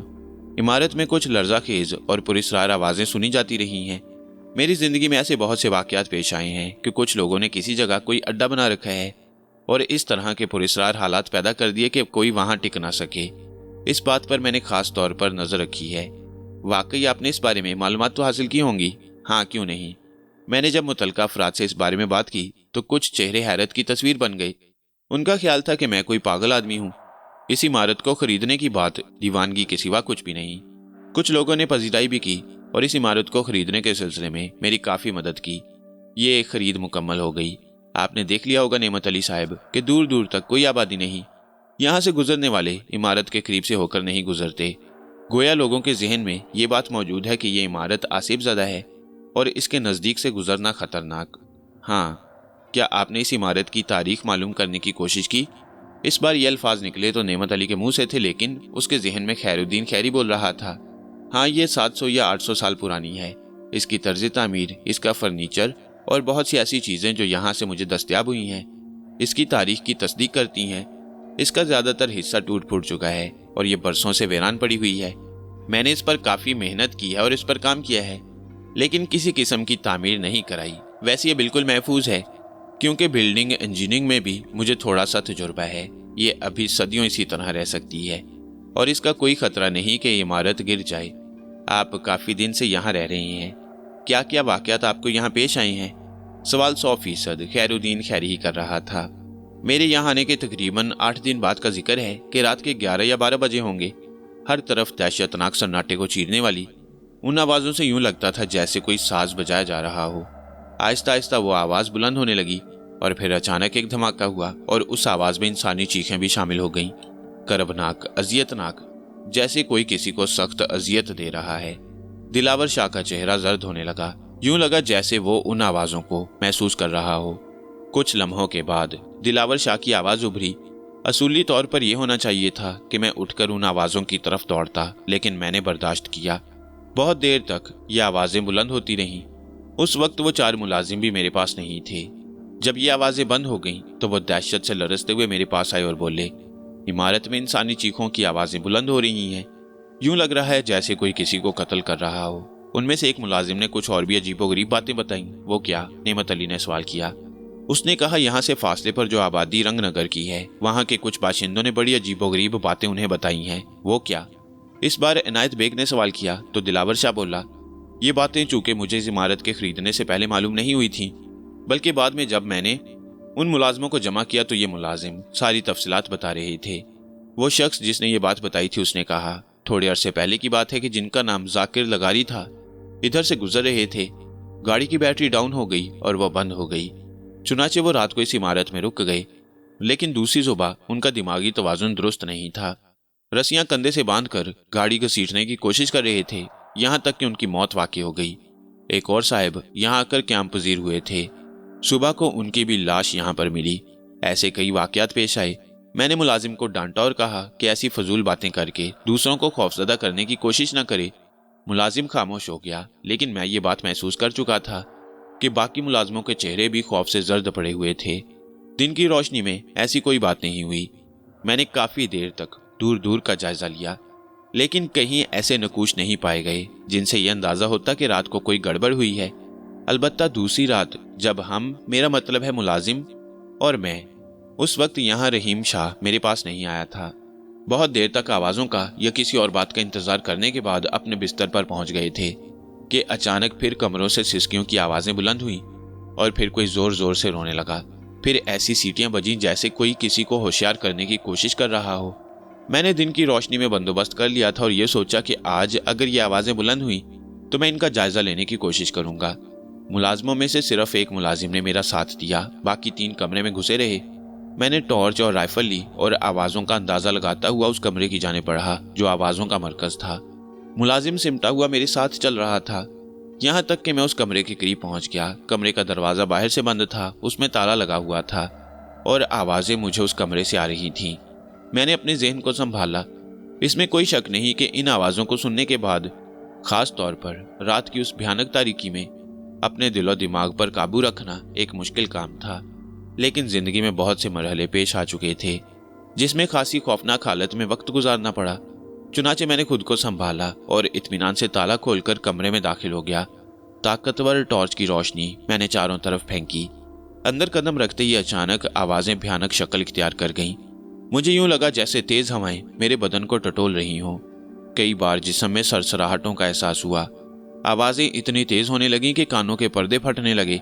मेरा सर घूमने लगा और जिस्म के रोंगटे खड़े हो गए। इस दौरान मेरा वो दलेर मुलाजिम बाहर निकला और मैं कमरे में तन्हा रह गया। इसके बाद मैं वापस पहले कमरे में आ गया। अब तो मुलाजिमों को किसी तरह भी नहीं कह सकता था कि वो खौफजदा ना हो। वो मुलाजिम भी मेरे साथ कमरे में गया। आप लोग यकीन करें कि दोबारा वो मुझे इस इमारत में नजर नहीं आया। बाकी तीनों मुलाजिम भी उसके बारे में कुछ नहीं बता सके कि वो कहाँ गया। उस दिन से आज तक उसका पता नहीं चल सका। लेकिन रात की तारीकी में ये आवाजें अब भी कमरे से आती हैं और मैं आज तक इनका सुराग नहीं लगा सका। इसके बाद रहीम शाह को यहाँ बुला लिया। बाकी मुलाजिम भी भाग गए। फुरकान मेरा पुराना साथी है। ये कुछ मसरूफ था जिसकी वजह से उस वक्त मेरे पास नहीं था, लेकिन बाद में ये वापस आ गया और अब मैं रहीम शाह और फुरकान के साथ मुकीम हूँ। लेकिन निहायत बेचैनी के साथ मैं तुम्हारा इंतजार कर रहा था, क्योंकि पिछले कुछ मामलात में तुम मेरे साथ थे और तुमने बड़ी दिलचस्पी का सबूत दिया। ये अल्फाज उसने अनायत बेग से मुखातिब होते हुए कहे। अनायत बेग के चेहरे पर गहरी सोच के आसार थे। उसने कहा, गोया अब भी उन आवाज़ों को सुना जा सकता है। अंदाज़ा तो यही है, ये रोज़ाना आधी रात के बाद सूरज निकलने तक सुनाई देती हैं। थोड़ा थोड़ा वक्फा हो जाता है इनके दरमियान और इसके बाद वो फिर शुरू हो जाती हैं। अंदाज़ा क्या होता है? नेमत अली ने दिलचस्पी से सवाल किया। बस कभी सीटियाँ बजती हैं, कभी बाजे की आवाज़ सुनाई देती है, फिर कभी चीखें सुनाई देती हैं। वैसे उन चीखों से मैंने अंदाज़ा लगाया है कि ये ऐसे शख्स के हलक से निकलती हैं जिसे शदीद अजियत दी जा रही हो। दिलावर शाह, आपने तय खाने से ये सामान निकाला है? हाँ। तय खाने में क्या पोजीशन थी? आपने उसका जायजा लिया? मैं समझा नहीं। मेरा मतलब है कि इस कमरे के नीचे भी तय खाना होगा। दिलावर शाह ने कुछ देर सोचा, फिर बोला, मुमकिन है। आपने देखा नहीं? नहीं, खास तौर पर नहीं देखा। दिन की रोशनी में आपने कभी कमरे में जाकर देखा? हाँ, ऐसा मैंने जरूर किया, लेकिन कोई काबिल जिक्र बात नहीं हुई। यहाँ तक कि कोई निशान तक नहीं मिला। अगर आप ये सोच रहे हैं कि वहाँ कोई ऐसे माइक्रोफोन या ऐसी चीज रख दी गई हो या दीवारों में नस्ब कर दी गई हो जिससे ये आवाजें सुनाई दी जाती हों और इसका मंजर ये हो कि कोई शख्स इस इमारत से दूर करना चाहता हो, तो मैं ये कोशिश भी कर चुका हूँ, लेकिन कोई सुराग नहीं मिला। दिलावर शाह ये बातें करते हुए खामोश हो गई। इमारत के मशरकी हिस्से से हवाओं की लहरों पर तैरती हुई एक मध्यम सी आवाज मैंने भी सुनी थी। दिलावर शाह ने आहिस्ता से कहा, हैरतनाक, ये वक्त से पहले हुआ। देखो, क्या तुम किसी पुरस्रार साज के सुर सुन रहे हो? नेमत अली ने खुद आवाजें सुनी। दिलावर शाह के कहने की जरूरत नहीं थी। नेमत अली को यह महसूस हो रहा था जैसे बाकायदा एक नगमा बजाया जा रहा हो। जिस कमरे में ये लोग बैठे हुए थे उसके दरवाजे और खिड़कियां बंद थीं। देर तक ये आवाजें बढ़ती रहीं। अचानक नेमत अली अपनी जगह से उठा और उसने वो तमाम खिड़कियां खोल दी। आवाजें तेज हो गईं। एक आवाज लंबी चीखती हुई इंजन की सीटी की मानिंद सुनाई दे रही थी।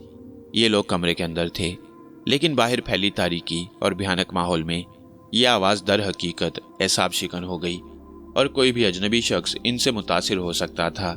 अगर खुद दिलावर शाह और उसका मुलाजिम फुरकान और भाई रहीम शाह इन आवाज़ों के आदी ना होते तो उनकी हालत भी खराब हो जाती। लेकिन नेमत अली अनायत बेग के चेहरे पर एक पिलाहट सी देख रहा था और उसे यूं लग रहा था जैसे उसका बदन हौले हौले कांप रहा हो। खुद वो भी इससे मुतासिर हुए बगैर न रह सका और उसे बार बार अपने लिबास के नीचे एक सरसराहट सी महसूस हो रही थी, जैसे नादीदा हाथ उसके बदन को टटोल रहे हों। ये आवाज़ बगौर सुन रहा था, पता नहीं किसी इंसान की थी या नहीं।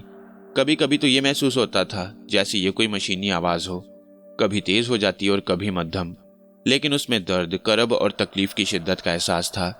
उसकी कोई मिसाल नहीं मिलती थी। कुछ लम्हे वह मुख्तलिफ खिड़कियों के पास खड़ा कान लगाकर उन आवाज़ों की सिमत का अंदाज़ा लगाता रहा। गालिबन वो वही उनके दरमियान एक ऐसा शख्स था जो आवाज़ों के सुराग के सिलसिले में मुतहर्रिक था, वरना बाकी सब लोग तो सर्द और खामोश बैठे हुए थे। फिर उसने सारी खिड़कियां बंद कर दी और अब वो अपनी नशिस्त पर बैठ गया। यहाँ मौजूद लोगों के चेहरों से ये अंदाज़ा लगा रहा था कि ये सबके सब खौफज़दा हैं। ताज्जुब की बात थी, ख़ास तौर से दिलावर शाह और रहीम शाह वगैरह के सिलसिले में, कि अगर वो इन आवाज़ों से खौफज़दा थे तो फिर यहाँ क्यों क़याम किया हुआ था। नेमत अली ने यही सवाल दिलावर शाह से कर डाला। मुआफ़ी चाहता हूँ दिलावर शाह, बड़ा ज़ाती सा सवाल है, लेकिन चूंकि हम सब यहाँ मौजूद हैं और हमें इस सिलसिले में गुफ्तगू भी करनी चाहिए, आप एक बात बताइए, आप इन आवाज़ों से खौफज़दा हैं? दिलावर शाह ने अजीब सी निगाहों से नेमत अली को देखा, फिर बोला, मैं समझ रहा हूँ कि इस वक्त वाहिद आप हैं जो इस कदर मुतासिर नज़र नहीं आते। यकीनन इसकी कोई ना कोई वजह होगी। हो सकता है इनायत बेग ने आपका इंतखाब किसी खास मकसद के तहत किया हो और मुझे इस बारे में तफसील ना बताई हो। आप वाकई एक दलेर इंसान हैं। जहाँ तक आपके सवाल का ताल्लुक है तो मैं बस यही कह सकता हूँ कि मैंने ये इमारत खरीदी है और यहाँ पर एक म्यूज़ियम बनाना चाहता हूँ जिसके बारे में आप लोग सोचें और कहें کہ دیکھو دلاور شاہ نے ایک ایسا کام کیا جو عام لوگوں سے منفرد ہے۔ چنانچہ میں یہ سوچ رہا ہوں کہ اگر کوئی میرا راستہ روکنا چاہتا ہے تو روشنی میں آ جائے اور مجھے پتہ چل جائے کہ وہ کون ہو سکتا ہے۔ کیا آپ کو اس سلسلے میں کسی پر شبہ ہے؟ میرا مطلب ہے کوئی ایسی شخصیت جو آپ کا راستہ روکنا چاہتی ہو۔ نعمت علی کے اس سوال پر دلاور شاہ چونک پڑا۔ چونکنے کا مطلب ہے کہ کوئی ایسی شخصیت ضرور ہے جس کے بارے میں اس کے ذہن میں اس دوران یہ شبہ ہو رہا ہوگا، اور پھر نعمت علی کی دلچسپیاں اس سلسلے میں بڑھ گئیں۔ وہ خاموشی سے دلاور شاہ کی صورت دیکھتا رہا۔ اس نے محسوس کر لیا کہ عنایت بیگ بھی تجسس بھری نگاہوں سے دلاور کا چہرہ دیکھ رہا تھا۔ کچھ لمحے خاموش رہنے کے بعد دلاور شاہ نے کہا، حالانکہ اس وقت جو صورتحال ہے اس میں مجھے یہ الفاظ کہنا یوں عجیب سا لگتا ہے کہ میرا بھائی رحیم شاہ بھی یہیں موجود ہے، لیکن معاملہ چونکہ ذرا مختلف ہے اور اس وقت کی صورتحال صرف مذاق نہیں ہے۔ تمام لوگ ان جملوں پر متوجہ ہو گئے۔ دلاور شاہ نے کہا، اصل میں زندگی کے دن رات اس طرح گزرے کہ ہمیں بہت سے معاملات میں اپنے مستقبل کے بارے میں ایک مناسب فیصلہ کرنے کا موقع نہ مل سکا۔ میں نے اور میرے بھائی نے جس طرح زندگی گزاری ہے وہ عام راستوں سے ہٹ کر ہے، خاص طور پر رحیم شاہ جس نے یہیں پر رہ کر بڑی ترقی کی ہے اور اس خیال میں رہ گیا تھا کہ مستقبل کا آغاز تو کسی بھی وقت ہو سکتا ہے، یعنی بیوی اور بچے۔ اصل میں مستقبل بنانے کے لیے صحیح وقت پر عمل کر لینا ضروری ہے، کیونکہ گزرنے والا وقت ضائع ہوتا ہے۔ مستقبل سے مستقبل تعمیر نہیں کیا جا سکتا، بلکہ حال سے مستقبل تعمیر کیا جاتا ہے۔ شاید تمہید طویل ہو گئی۔ کہنا یہ چاہتا تھا، نہ میں نے شادی کی اور نہ میرے بھائی نے، لیکن اس کا مقصد یہ نہیں کہ میں نے زندگی کی لطافتوں سے منہ موڑ رکھا ہے۔ یہاں آنے کے بعد رنگ نگر کی ایک معزز اور پراسرار شخصیت سے ملاقات ہوئی۔ اصل میں عزیزہ ناصری مجھے یورپ میں ملی تھی۔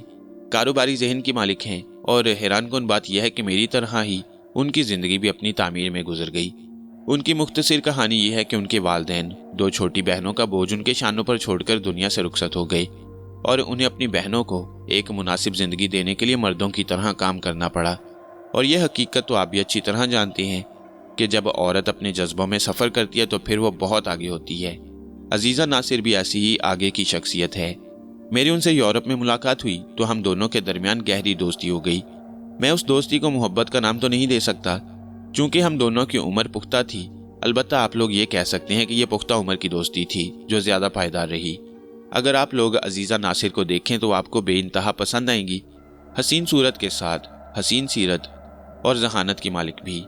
ان کا خاندان انتہائی اعلیٰ ہے۔ زمانے قدیم میں ان کی اپنی ایک کہانی ہے، وہ یہ کہ خاندان کے کسی بزرگ نے برائیوں کو اپنا کر جائیداد وغیرہ کھو دی، اور اس کے بعد یہ خاندان پس منظر میں چلا گیا، یہاں تک کہ عزیزہ ناصری نے ایک بار پھر ان کے نام کو روشن کیا۔ آپ لوگوں کو حیرت ہوگی کہ یہ عمارت جس میں اس وقت موجود ہیں عزیزہ ناصری کی آبائی عمارت ہے۔ انہوں نے اس بارے میں مجھے تفصیلات بتائی تھیں اور یہ بھی بتایا کہ اس کی نوعیت اس وقت کیا تھی۔ آپ یہ سمجھ لیجئے کہ اس خاندان کے برے افراد نے اس تعمیر کو دور دراز تعمیر کرا کے اپنے لیے ایک عیشگاہ بنائی تھی۔ یہاں کے بارے میں کہانیاں مشہور ہیں۔ وہ یورپ سے واپس چلی آئیں۔ میں نے ان سے وعدہ کیا کہ وطن واپس آنے کے بعد سب سے پہلے انہی سے ملاقات کروں گا، اور میں نے ایسا ہی کیا۔ ان کا تعلق اب بھی رنگ نگر سے ہے، ایک اچھا کاروبار کرتی ہیں۔ وہ اور میں ایک دوسرے کو بے حد پسند کرتے ہیں، لیکن یہ بات بھی آپ لوگ ذہن نشین کر لیجئے کہ ہماری پسند کو بہت سی نگاہیں تکلیف کے انداز میں دیکھتی ہیں، چونکہ اور بھی چند افراد ہیں جو عزیزہ ناصر پر ڈورے ڈالنے کی کوشش کر رہے ہیں، اور ان کا مقصد ایک ایسی عورت کی قربت حاصل کرنا ہے جو مالی طور پر انتہائی مطمئن ہے۔ یہاں تک کہ میں نے اور عزیزہ ناصری نے اپنی شادی کا بھی اعلان کر دیا۔ بہت ساری باتیں ایسی ہوتی ہیں جو وقت سے پہلے بتانا مناسب نہیں ہوتی۔ میں نے شاید کچھ الفاظ کو چھپانے کی کوشش کی ہے، لیکن حقیقت یہ ہے کہ میں یہ مکان عزیزہ ناصری کو تحفے میں دینا چاہتا ہوں، کیونکہ ان کے بیان کے مطابق یہ ان کا خاندانی مکان ہے۔ اب میں یہ نہیں کہہ سکتا کہ کس کو میرے اس خیال سے اختلاف ہے، اور کون یہ نہیں چاہتا کہ میں یہ مکان اس طرح اپنی تحویل میں رکھوں یا اسے عزیزہ ناصری کو دینے کی کوشش کروں۔ حالانکہ یہ ایک بے مقصد سی بات ہے، لیکن یہ تصور میرے ذہن میں بارہا آیا ہے کہ ہو سکتا ہے میرے رقیبوں نے مجھے خوفزدہ کرنے کی کوشش کی ہو۔ اس بات کے تو 100% امکانات ہیں۔ میں آپ کو کچھ اور بھی باتیں بتانا چاہتا ہوں، ہو سکتا ہے کہ آپ لوگ اس سلسلے میں میری مدد کر سکیں۔ ایک روز شام کے وقت جب میں رنگ نگر میں عزیزہ ناصری کے گھر کھانے پر مدعو تھا، کچھ اور لوگ بھی وہاں آئے ہوئے تھے، اور میں اس مکان کی خریداری کی بات کر رہا تھا تو دوران گفتگو کسی صاحب نے کہا کہ آخر میں اس مکان کا کروں گا کیا؟ ازراہ مذاق میں نے کہا، آپ لوگوں کو اس بات کا تو علم ہے کہ میں اور عزیزہ ناصری منفرد مزاج کے مالک ہیں۔ ہم اپنا ایک الگ مقام رکھتے ہیں۔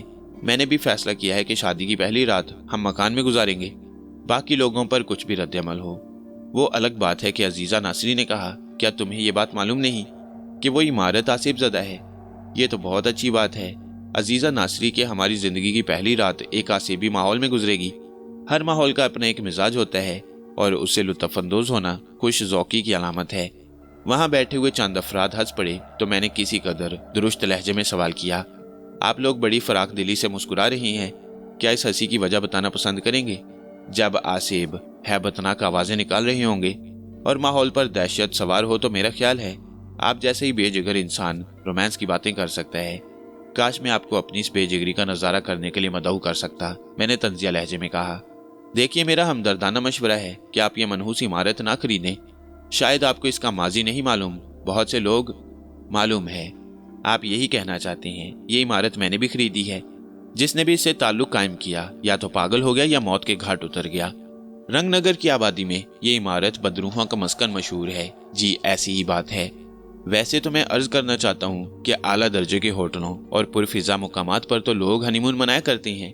آصفوں کی ڈراؤنی اور دہشتناک فضا میں ہنی مون منانا ایک دلچسپ عمل ہوگا، اور لوگ اس کی فکر نہ کریں۔ ساری زندگی میں نے بدروحوں کا مقابلہ کرتے ہوئے گزاری ہے، آپ لوگ ہمارا بھی جائزہ لے لیجئے۔ ٹھیک ہے، آپ بے شک ایسا ہی کریں، لیکن ایک بات آپ ذہن نشین کر لیں کہ اس عمارت میں اب قیام طویل نہیں ہو سکتا، اور اگر آپ نے اس میں قیام رکھنے کی ضد کی تو آپ سمجھ لیجئے کہ بدترین نقصان سے دوچار ہوں گے۔ آپ کوئی شرط بدلنا چاہیں تو بدل لیجئے۔ یہ شخص جس نے مجھ سے بات کی تھی اس کا نام نادر بیگ ہے۔ یہ بھی ہڈیوں کی صنعت کا بہت بڑا کاروباری ہے اور خاصا دولت مند۔ میں نے نادر بیگ سے یہ شرط پختہ کر لی۔ بات صرف مذاق میں ہوئی تھی، لیکن جب تمام چلے گئے تو عزیزہ ناصری نے کہا، یہ تم نے کیا کر ڈالا؟ تم بھی بڑے جذباتی آدمی ہو۔ جب دوسروں سے کسی ضد والی بات پر گفتگو کر رہے ہو تو میری طرف نگاہ اٹھا کر بھی نہیں دیکھتے۔ میں تمہیں ٹوکنا چاہتی تھی، روکنا چاہتی تھی، لیکن اب کیا کروں؟ تم نے شرط لگا کر حماقت کی۔ آخر کیوں؟ اس لیے کہ یہ عمارت واقعی آصف زدہ ہے۔ میں تمہیں بتا چکی ہوں کہ یہ میری خاندانی عمارت، اور اب اللہ کے فضل سے میں اس قابل تھی کہ میں خود بھی اسے خرید سکوں، لیکن میں نے ایسا نہیں کیا۔ البتہ خاندانی عمارت ہونے کی وجہ سے میں نے اس کے بارے میں لاتعداد بار معلومات حاصل کی ہیں۔ تم نہیں جانتے کہ اس کا ایک کمرہ تو بہت ہی خطرناک ہے، صرف ایک کمرہ، خاص طور سے۔ اس میں کیا بات ہے؟ سنا ہے اس کمرے سے آوازیں آتی ہیں، انتہائی خوفناک آوازیں۔ ناصری، کیا تم نے یہ آوازیں اپنے کانوں سے سنی ہیں؟ یہ آوازیں باہر سے نہیں سنی جا سکتی۔ میں نے کبھی آوازیں نہیں سنی، اس لیے کہ میں اس عمارت میں کبھی اندر داخل نہیں ہوئی۔ اگر کوئی اس عمارت سے باہر ہو تو یہ آوازیں نہیں سن سکتا۔ ہاں، اگر کوئی اندر داخل ہو جائے تو وہ یہ آوازیں سن سکتا ہے۔ اس کا مطلب ہے کہ نادر بیگ صرف مجھے دھوکہ نہیں دے رہا تھا۔ یعنی اب جب میں یہاں آنے کے بعد ان آوازوں کو سنتا ہوں اور یہ سوچتا ہوں کہ ہو سکتا ہے مجھ سے شرط لگانے والے شخص نے ان آوازوں کا انتظام کیا ہوتا کہ میں دہشت زدہ ہو کر یہ عمارت چھوڑ دوں اور وہ شرط جیت جائے۔ لیکن جو معلومات مجھے بعد میں حاصل ہوئیں ان سے یہ پتہ چلتا ہے کہ آوازیں کافی عرصے سے سنی جاتی رہی ہیں اور نئے سرے سے عالم وجود میں نہیں آئیں۔ بہرحال یہ ہے کہانی۔ اب بتاؤ میں کیا کروں؟ آپ یقینی طور پر عزیزہ ناصری سے شادی کر کے ہنی مون کے لیے یہاں آنا چاہتے ہیں؟ 100%۔ اور اب یہ میری عزت و وقار کا معاملہ ہے۔ ظاہر ہے اس سلسلے میں نہ تو پولیس سے مدد لے سکتا ہوں، نہ ہی کچھ ایسے لوگوں سے، لیکن عنایت تم سے میں یہ کہہ کر مدد کی خواہش کا اظہار کرتا ہوں کیونکہ تم ایک ذہین آدمی ہو، اور میں یہ محسوس کرتا ہوں کہ مسٹر نعمت علی میں بھی کچھ ایسی خصوصیات موجود ہیں جو میں نے کبھی عام انسانوں میں نہیں دیکھی۔ میرا اندازہ ہے کہ میری ٹیم ان پراسرار واقعات کا سراغ ضرور لگائے گی۔ دیکھو، وہ آوازیں شروع ہو گئی ہیں اور اب یہ جاری رہیں گی، شاید ساری رات، یا شاید تو پھر کیا خیال ہے، کیوں نہ ہم… لیکن یہ جملہ ادھورا رہ گیا۔ عنایت بیگ نے کہا، آج رات نہیں، آج کی رات اور کل دن اور گزار لیا جائے، اس کے بعد ہم یقینی طور پر ان واقعات کا سراغ لگانے کی کوشش کریں گے۔ جواب میں دلاور شاہ نے گردن ہلائی اور بولا، بالکل ٹھیک ہے، میں خود بھی یہی چاہتا ہوں۔ واقعات تم دونوں کے علم میں آ گئے ہیں۔ میں کسی قیمت پر یہ نہیں چاہوں گا کہ تم صرف میری خواہش پر اپنے آپ کو مصیبت میں مبتلا کر لو، بلکہ پورے اطمینان کے ساتھ تمہیں ان حالات کا تجزیہ کرنا ہے اور اس کے بعد عمل کرنا ہے۔ جلد بازی میں کسی کو نقصان پہنچ جائے، یہ بات مجھے بالکل پسند نہیں ہوگی، چنانچہ یہ بات دن میں طے ہوگی۔ اب ہم لوگ آرام کریں؟ دلاور شاہ نے پوچھا۔ جیسا کہ اس عمارت کے بارے میں آپ کو اندازہ ہو چکا ہے کہ اس میں بے شمار کمرے ہیں اور بہت سے کمروں میں فرنیچر بھی سجا ہوا ہے، आप लोग आराम से जिस कमरे को अपने लिए मुंतखब करना चाहें मुंतखब कर लें। दोनों को अलग अलग कमरा चाहिए तो अलग कमरा ले लें। आप लोग कहाँ सोते हैं? अनायत बेग ने पूछा। भाई बिल्कुल झूठ बोलने की कोशिश नहीं करेंगे। हमने हिम्मत करके ये सब कुछ कर तो लिया है, लेकिन अब इतने दिलेर नहीं हैं कि इन पुरस्कार वाक़यात की हैसियत को जाने बगैर कोई बहादुरी दिखाने की कोशिश करें। हाँ, हमने ऐसे तमाम इंतजामात ज़रूर कर लिए हैं कि अगर कोई इंसान किसी जरिया से हमें नुकसान पहुंचाने की कोशिश करे तो उससे निमट लें। बल्कि आप लोग चूंकि अब हमारे मेहमान हैं, हम ये बिल्कुल नहीं चाहेंगे कि आप किसी तरह हालात के तकाजों से महरूम रहें। चुनांचे ये चंद चीजें आप भी रख लीजिए। ये कहकर दिलावर शाह ने अपने भाई को इशारा किया। रहीम शाह ने 2 रिवॉल्वर, 2 टॉर्चें और फालतू कारतूसों का पैकेट अनायत बेग के हवाले कर दिया। और वाकई वो बड़ी ज़रूरी चीज़ें थी जो उन लोगों के पास मौजूद नहीं थी। दिलावर शाह के मौक़िफ़ से भी पता चल गया, यानी ये तीनों अफराद मुलाजिम और आका का फ़र्क मिटाकर एक ही मेज़ पर खाते थे और एक ही कमरे में सोते थे। बाद में उन्होंने अपनी ख्वाबगाह दिखाई और इसके बाद वो कमरा जिसमें उन्हें क़याम करना था, ये कमरा उसी कमरे के करीब था और इसमें पुराने तर्ज का शानदार फर्नीचर लगा हुआ था। वो फर्नीचर जो इसी तिलिस्मी दास्तान का हिस्सा था। अब उनके पास इस मौजू पर गुफ्तगू के लिए खासा मवाद था। जब दिलावर शाह वगैरह सोने के लिए अपने कमरे में चले गए और उन्होंने उनका दरवाज़ा बंद होने की आवाज़ सुनी तो इन लोगों ने भी अपना दरवाज़ा बंद कर लिया। हालांकि अनायत बेग के फरिश्ते भी नहीं जानते थे कि नेमत अली कौन है क्या है, लेकिन इसके बावजूद उसने अपने आप से ज़्यादा उस पर इतना भरोसा किया था। हालांकि इस बड़े और वसी कमरे में 2 बेड मौजूद थे, लेकिन अनायत बेग ने कहा, देखो नेमत अली, बेशक दिलेरी दिखाने के लिए किसी मौके को हाथ से जाने नहीं देना चाहिए, लेकिन सबसे दिलेर आदमी वो है जो अपनी हिफाजत कर सके। चुनाचे क्यों ना हम एक ही बिस्तर पर। अनायत बेग ने जुमला अधूरा छोड़ दिया तो नेमत अली ने हंसकर कहा, हाँ क्यों नहीं, एक ही बिस्तर पर सो जाते हैं, बातें भी करेंगे। क्या तुम्हें नींद नहीं आ रही है? यार असल में कुछ बातें काबिल गौर हैं। मैं ये तो नहीं कहता कि दिलावर शाह ने उन पर गौर नहीं किया होगा, ज़हीन आदमी है, घाट घाट का पानी पिए हुए है। मामूली मामूली बातों पर अगर वो गौर ना करे तो मुझे हैरत होगी। मैं उन आवाज़ों पर गौर कर रहा हूँ। तो कहना मैं ये चाहता हूँ कि इन भयानक आवाज़ों की मौजूदगी में जो दरवाजे और खिड़कियां बंद हो जाने के बावजूद मध्यम मध्यम आ रही हैं, आसानी से नींद आने का भला क्या सवाल। लेकिन मैं जो गौर कर रहा हूँ वो एक और बात है। क्या तुम इस बारे में सोच सकते हो? क्या? नेमत अली ने सवाल किया। मैं ये अंदाज़ा लगाने की कोशिश कर रहा हूँ कि इन आवाज़ों का एक ही अंदाज है, यानी माउथ बाजे के सुर या चीखें। क्या चीखने वालों की आवाज़ें अगर वो एक ही सुर में आती रहती हैं तो हम ऐसे किसी ज़ेरे ज़मीन टेप रिकॉर्डर पर या किसी और आवाज़ नशर करने वाले आले या मशीन के बारे में सोच सकती हैं? और अगर उनका अंदाज हर लम्हे बदला हुआ होता है तो इसका मतलब है कि वो कोई मशीन नहीं बल्कि ये आवाज़ें हकीकी हैं। नेमत अली ने तहसीन आमेज निगाहों से इनायत बेग को देखा और गर्दन हिलाकर कहा, बिलाशुबा इस सोच में जहानत है। आवाज़ें यकसा नहीं हैं बल्कि इनमें हर सुर बदला हुआ है। तुम्हारा मतलब है सारी आवाज़ें हकीकी हैं? मैं फैसला कुन अंदाज में ये बात नहीं कहूँगा। हर बात में गुंजाइश रखनी चाहिए। एक सवाल जो इससे भी ज़्यादा अहमियत का हामिल है इनायत बेग, वह मैं तुमसे करना चाहता हूँ। हाँ बोलो। ना तो तुमने पहले कभी दिलावर शाह के बारे में कुछ बताया और ना ही मुझ पर अब तक ये बात वाज़ेह हुई है कि तुम दिलावर शाह के लिए ये सब कुछ क्यों करना चाहते हो। नेमत अली के इस सवाल पर इनायत बेग कुछ देर खामोश हो गया, फिर किसी कदर शर्मिंदा लहजे में बोला, मुझे यकीन था कि तुम ये सवाल ज़रूर करोगे। नहीं, ऐसी बात नहीं। अगर तुम इस बारे में मुझे बताना ना चाहो तो मैं भी तुम्हें मजबूर नहीं करूँगा। यार हकीकत बताऊं तुम्हें, कभी कभी शेखी खोरी ऐसी तबीयत दुरुस्त करती है कि लुत्फ आ जाता है।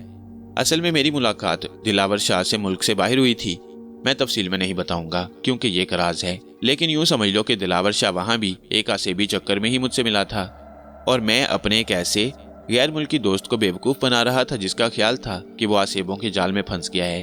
कहानी बड़ी दिलचस्प और लंबी है। अगर तुम सुनना चाहते हो तो सुन सकते हो, मुझे कोई एतराज़ नहीं। अगर तुम्हें नींद नहीं आ रही और गुफ्तगू करना चाहते हो तो बेशक वो कहानी मुझे सुना दो। बड़ी दिलचस्प और काबिल गौर है। बात न्यूजीलैंड की है।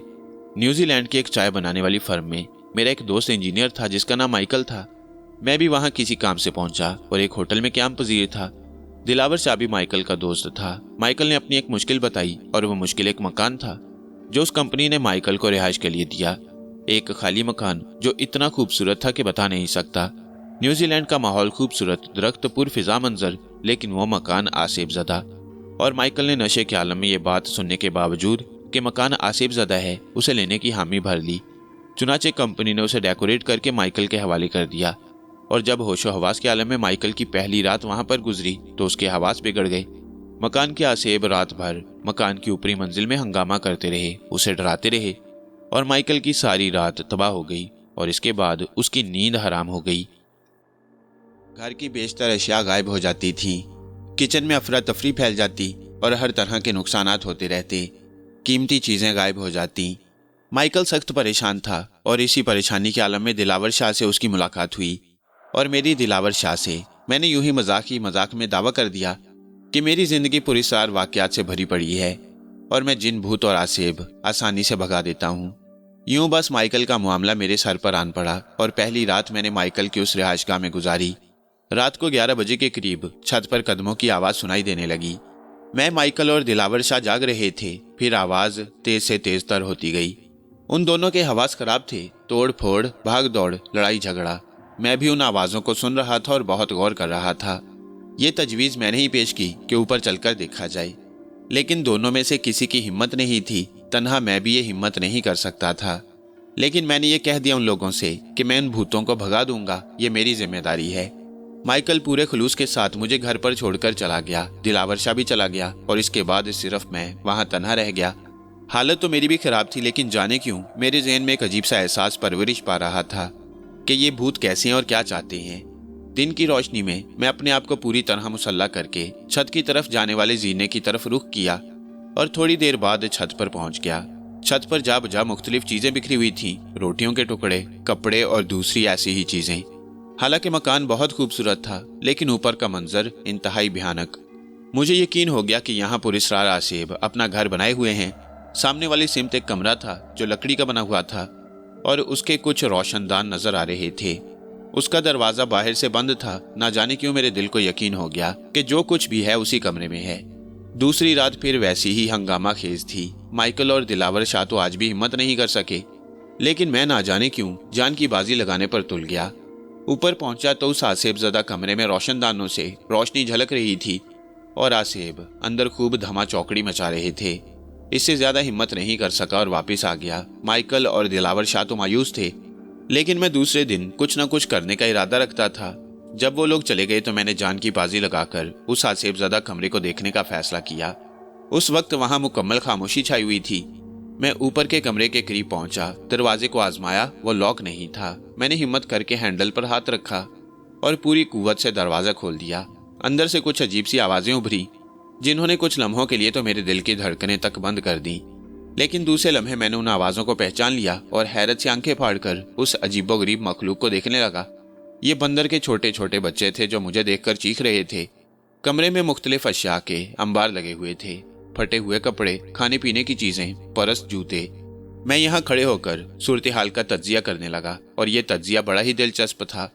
ये कमरा लकड़ी का बना हुआ था। अकबी हिस्से में एक रोशनदान खुला हुआ था और दूसरी तरफ एक पतली गली थी। उस गली में बिजली का एक पोल लगा हुआ था, जिस पर लगी हुई लाइट इस रोशनदान से इस कमरे में पहुंचती थी और रात को जब ये लाइट जलती तो कमरा खुद ब खुद रोशन हो जाता। खूबसूरत माहौल, बंदरों की आज़ादी। ये बंदर इस कमरे में बसेरा करते थे और दिन की रोशनी में खाने पीने की तलाश में निकल जाते। यहाँ उन्होंने अपना पूरा खानदान आबाद कर रखा था। रात को यहाँ आने के बाद वही जर जन और जमीन वाला मामला शुरू हो जाता। भाग दौड़, उछल कूद, लड़ाई झगड़ा। बस इन सारी चीजों ने मिलकर इस घर को आसेब ज़दा बना दिया। मेरी तो लॉटरी निकल आई। सारा दिन मैंने इन रोशनदानों को बंद करने में सर्फ कर दिया। बंदर के 3 बच्चों को वहां से हटाकर सामने गली के दूसरे जाने वाली छत पर डाल दिया। वह ची ची करते हुए भाग गए। कमरे की सफाई की और छत की सफाई की और इन सारी चीजों को साफ सुथरा करने के बाद मैंने फजूल चीजें ड्रम में डाल दी और फिर थोड़ा सा ड्रामा किया। अपने बदन को जख्मी कर लिया, लेकिन ये जख्म नहीं, बस ऐसे ही निशान थे। चेहरे पर भी कुछ निशान बना लिए और शाम को जब माइकल और दिलावर वापस आए तो मेरा हुलिया देखकर चौंक पड़े। अरे ये क्या? दिलावर शाह ने पूछा। जंग? क्या मतलब? जंग का मतलब मेरा ख्याल है जंग ही होता है, मैंने फीक के अंदाज में मुस्कुराते हुए कहा और वह तशवीश से मुझे देखने लगे। खुदा के लिए मुझे बताओ तो क्या हुआ है? एक खुशखबरी है आप लोगों के लिए। क्या? मैंने घर भूतों से पाक कर दिया है और तुम जख्मी हो गए हो? ज्यादा नहीं। उस रात तो उन लोगों को मेरी बात का यकीन नहीं आया, लेकिन उस रात और फिर दूसरी और तीसरी रात भी कोई गड़बड़ नहीं हुई तो वो मेरे मुरीद बन गए और यही वजह है कि मामला यहाँ तक पहुंचा है। मतलब यार सीधी सी बात है, अगर हम दिलावर शाह की ये मुश्किल हल करने में कामयाब हो गए तो बड़ी रकम हाथ आ जाएगी। तो ये मामला है। हाँ, ये बंदरों की आवाजें नहीं हैं। हाँ मैं जानता हूँ यार, और इसलिए मेरी हवा खिसक रही है। अगर वाकई यहाँ की सूरत हाल मुख्तलिफ हुई तो इज्जत बचाना भी मुश्किल हो जाएगा। लेकिन अनायत बेग, सवाल ये पैदा होता है कि तुम इस मसले में क्या कहते हो? देखो, सारी सूरत हाल तुम्हारे इल्म में आ चुकी है। नेमत अली, यूं समझ लो कि ना मैं आलिम हूं ना तुम। हाँ, एक बात है कि अगर हम इस मसले को हल करने में कामयाब हो गए तो माल अच्छा खासा हाथ आ जाएगा। वैसे तुम क्या कहते हो? एक नाम आया है हमारे सामने, नादिर बेग। तुम्हारा क्या ख्याल है? क्या ये शख्स इस पुरस्रार इमारत में होने वाले वाकयात का जिम्मेदार हो सकता है? अजीजा नासरी के लिए सोचने को तो बहुत सी बातें सोची जा सकती हैं। अजीजा नासरी बजाते खुद भी इसकी जिम्मेदार हो सकती है। हम लोग इस मौजू पर बातें करते रहे कि अचानक ही बाहर इंतहाई भयानक आवाजें शुरू हो गईं और ऐसी भयानक चीखें महसूस हुई जैसे कि बहुत से इंसानों को गर्दन काट कर छोड़ दिया गया हो और वह दर्द की शिद्दत से तड़प रहे हों।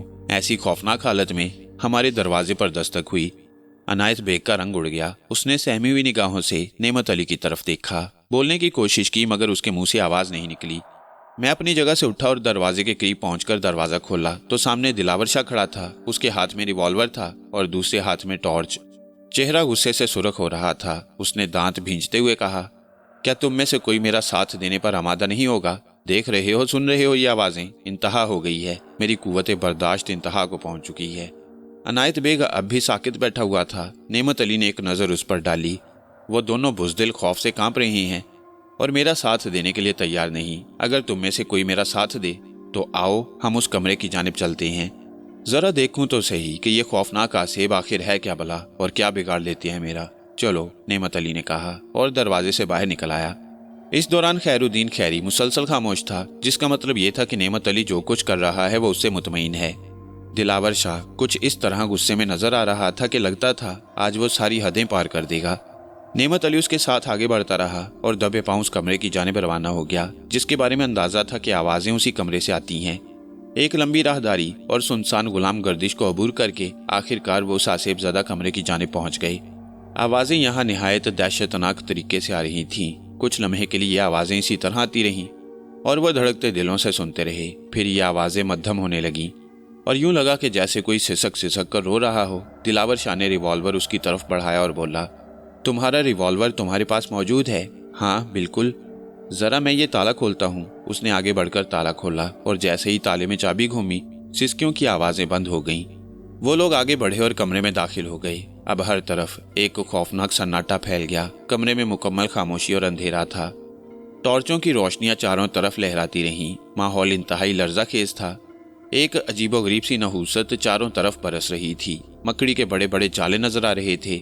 छत के करीब सरसराहटें, जैसे कोई छत से चिपका हुआ आगे बढ़ रहा था।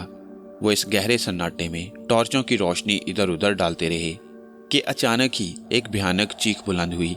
यूं लग रहा था जैसे दीवारों से अचानक ही लातादाद चेहरे नमूदार हो गए हों। उनकी भयानक जुबानें सांपों की तरह लहरा रही थीं और वो हलक फाड़ फाड़ कर चीख रहे थे। दिलावर शाह के हाथ से टॉर्च गिर गई और वो बुरी तरह दरवाजे की तरफ भागा। नेमत अली एक लम्हे तक वहां रुका, लेकिन वो चीखें कानों के पर्दे फाड़े दे रही थीं। बदन में खौफ जैसे जम रहा था। दिलावर शाह शदीद गुस्से के आलम में यहाँ आया था और अब हिम्मत हार कर निकल भागा और नेमत अली को उसकी बुज़दिली पर गुस्सा आ रहा था। कमबख्त ने दिल छोड़ दिया। उसने एक लम्हे के लिए सोचा और इसके बाद नफरत भरी निगाहों से खुले दरवाजे के बाहर देखा। पता नहीं दिलावर शाह कहाँ जा मरा। बहरहाल वो कमरे के दरमियान खड़ा उन आवाजों को सुनता रहा। वो देखना चाहता था कि ये आवाजें सिर्फ आवाज ही हैं या इनके साथ कुछ और भी है। छत के करीब होने वाली सरसराहटें भी उन आवाजों में दब गईं। वो देर तक खड़ा हालात का जायजा लेता रहा। उसने आंखें बंद कर ली थी और ये सोच रहा था कि जब तक कोई हाथ उसके बदन को छुएगा नहीं, वो आंखें नहीं खोलेगा और उन आवाजों को बर्दाश्त करता रहेगा। ये अंदाजा भी लगाना चाहता था कि इस मकान के आसेब सिर्फ चीखो पुकार करते हैं या किसी को नुकसान भी पहुंचा सकते हैं। बहुत देर तक ये आवाजें शोर मचाती रहीं और वो खामोश खड़ा रहा। फिर जब उसे यह एहसास हुआ कि अब उनकी शिद्दत में कमी आ गई है तो वो आहिस्ता आहिस्ता सामने वाली दीवार की जानिब बढ़ा। चीखें इंतहाई खौफनाक हो गईं। दूसरी खौफनाक बात यह हुई कि उसके हाथ में रोशन टॉर्च की रोशनी मध्यम होने लगी, जैसे उसके सेल खत्म हो गए हों। ये दोनों चीजें नाकाबिल यकीन थीं। वो गिरने लगा और अपने आप को संभालने के लिए उसने अपने जिस्म को बैलेंस करने की कोशिश की। टॉर्च बुझ गई थी और वो नीचे की जानिब खिसकता चला जा रहा था। اب اس کے سوا کوئی چارہ کار نہ رہا کہ وہ دروازے سے باہر نکل جائے۔ جیسے ہی وہ دروازے سے باہر نکلا، اچانک ہی ایک زوردار قہقہا بلند ہوا اور پھر یہ بھیانک قہقہے ایک کے بعد ایک بلند ہوتے رہے۔ یوں لگ رہا تھا جیسے کوئی اس کی شکست پر ہنس رہا ہو۔ پھر ایک دم گہری خاموشی طاری ہو گئی۔ استاد محترم، کوئی ہدایت؟ نعمت علی نے سرگوشی میں کہا۔ ٹھیک جا رہے ہو، جاری رہو، فوراً جواب ملا، اور نعمت علی کا کلیجہ ہاتھ بھر کا ہو گیا۔ بہت فاصلے پر اسے کچھ انسانی سائے نظر آ رہے تھے۔ آہستہ آہستہ وہ ان کے قریب پہنچ گیا اور اچانک ہی ٹارچ پھر سے روشن ہو گئی۔ یوں لگا جیسے اس میں نئی روشنی پڑ گئی ہو۔ جس جگہ وہ لوگ کھڑے ہوئے تھے وہاں بھی انہوں نے روشنی کر رکھی تھی، اور اس روشنی میں ان کے چہرے ہلدی کی طرح زرد ہو رہے تھے۔ یہ عنایت بیگ، دلاور شاہ، رحیم شاہ اور فرقان تھے، جو چاروں ساکت و جامد کھڑے غالباً اس کی زندگی کی دعائیں مانگ رہے تھے۔ پھر وہ ان کے قریب پہنچا تو دلاور شاہ نے کہا، آؤ میرے کمرے میں۔ سب اس کمرے کی جانب بڑھ گئے جہاں دلاور شاہ نے اپنا قیام کر رکھا تھا۔ اس بڑے اور وسیع کمرے کی دیواریں چھت سیاہ پتھر کی بنی ہوئی تھی۔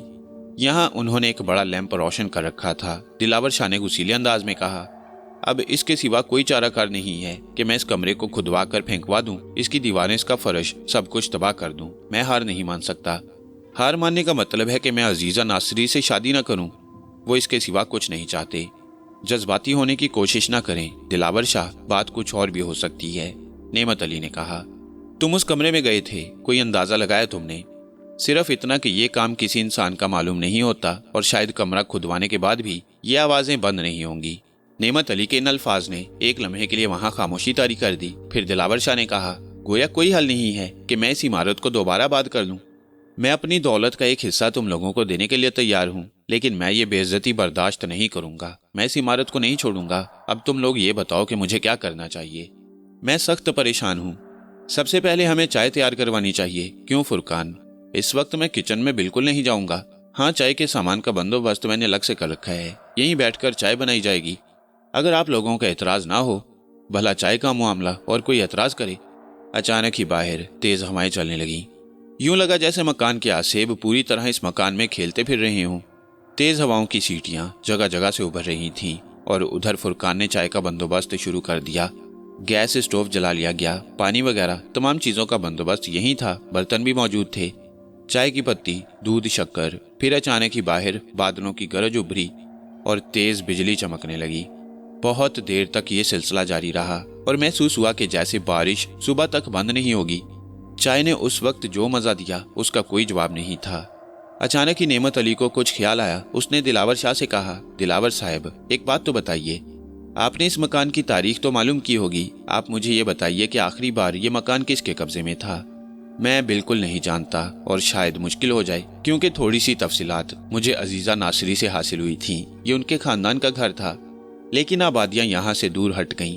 اس وقت سے یوں ہی پڑا ہے، اور اس پر کسی نے کوئی دعویٰ نہیں کیا، چنانچہ یہ حکومت کی تحویل میں چلا گیا۔ میں جاننا چاہتا ہوں کہ یہاں جو قیمتی فرنیچر آپ نے نیچے سے نکلوا کر اوپر منگوایا ہے، یہ کس نے خریدا تھا، اور کس نے اسے تہہ خانے تک پہنچوایا؟ افسوس، اس بارے میں کچھ نہیں کہہ سکتا۔ میں اصل میں جو کہنا چاہتا تھا وہ یہ کہ ان سارے معاملات کا تعلق ان تہہ خانوں سے تو نہیں ہے۔ ہو سکتا ہے کہ اندر کوئی ایسا بندوبست کیا گیا ہو۔ دلاور شاہ پرخیال نگاہوں سے نعمت علی کو دیکھنے لگا، پھر اس نے کہا، ابھی چلنا چاہو تو ابھی چلو۔ دلاور شاہ نے کہا، اور نعمت علی ہنس پڑا۔ کیوں، کیا ہوا؟ تہہ خانے میں جائیں گے؟ اگر وہاں کہیں ہنگامہ ہوا تو آپ سب لوگ تو بھاگ جائیں گے، مجھے وہاں چھوڑ کر۔ دلاور شاہ اس کے الفاظ سے شرمندہ سا ہو گیا۔ کچھ لمحے وہ خاموش رہا، پھر اس نے کہا، ہاں واقعی یہ ایک افسوسناک عمل ہے جس پر میں خود کو معاف نہیں کر سکتا۔ خود تمہیں اپنے ساتھ اپنی مدد کے لیے لے گیا، لیکن میں خود وہاں سے بھاگ آیا۔ یہ کوئی اچھی بات نہیں جو میں نے کی۔ ارے نہیں، میں تو مذاق کر رہا تھا۔ آج نہیں تو کل دن کی روشنی میں ہم تہہ خانے کو دیکھیں گے۔ باہر مسلسل بارش ہو رہی تھی۔ پھر دونوں اپنے کمرے میں گئے۔ عنایت بیگ نے کہا، حقیقت تو یہ ہے نعمت علی کہ میں تو ہمت ہارتا چلا جا رہا ہوں۔ یہاں کے معاملات تو واقعی بے حد سنسنی خیز ہیں، اور میں خوف محسوس کر رہا ہوں۔ فی الحال اپنے محسوسات کو پس پردہ ڈال کر آرام کی نیند سو جاؤ، ورنہ میں تو کم از کم صبح کو بیمار پڑ جاؤں گا۔ پتہ نہیں عنایت بیگ سو گیا تھا یا نہیں، لیکن نعمت علی کو نیند نہیں آ رہی تھی، بلکہ بس ایک ہلکی سی غنودگی کا عالم اس پر طاری تھا۔ اچانک اس نے محسوس کیا کہ ایک شیشی کی آواز بلند ہو رہی ہے۔ یہ آواز ایسی تھی جیسے کوئی کسی کو مخاطب کرتا ہے۔ اس نے چونک کر آنکھیں پھاڑ دیں۔ حیرت کی بات یہ تھی کہ وہ دروازہ کھلا ہوا تھا جو ان کے کمرے کا واحد دروازہ تھا اور جسے اس نے اپنے ہاتھوں سے بند کیا۔ وہ ایک دم اٹھ کر بیٹھ گیا اور اس نے کھلے دروازے پر نگاہ جما کر آنکھیں پھاڑ پھاڑ کر دیکھنا شروع کر دیا۔ دروازہ کس نے کھولا؟ اس نے حیرت بھرے انداز میں سوچا اور پھر ان حقیقتوں پر غور کرنے لگا جنہیں پراسرار نہ سمجھا جا سکے۔ باہر تیز ہوائیں چل رہی تھیں اور بارش بھی ہو رہی تھی۔ دروازے کا بولٹ ڈھیلا ہے، ہو سکتا ہے ہوائیں آہستہ آہستہ دروازے پر دباؤ ڈالتی رہی ہوں اور آخر کار کنڈی کھل گئی ہو۔ لیکن شی شی کی یہ آواز اور ان آوازوں کے بارے میں بھی جو اندازہ ہوا کہ وہ ہوا کی سرسراہٹیں ہو سکتی ہیں۔ لیکن پھر اس کی نگاہیں بے اختیار دروازے کی طرف اٹھیں تو اسے محسوس ہوا کہ جیسے کوئی انسانی جسم دروازے کے سامنے سے گزرا ہو۔ ایک بار پھر زمین پر پاؤں مار کر اسے مخاطب کیا گیا جیسے پہلے کیا گیا تھا، اور اب کوئی شبہ نہیں رہا تھا کہ دروازہ بھی کسی نے کھولا ہے اور دروازے کے باہر بھی کوئی موجود ہے۔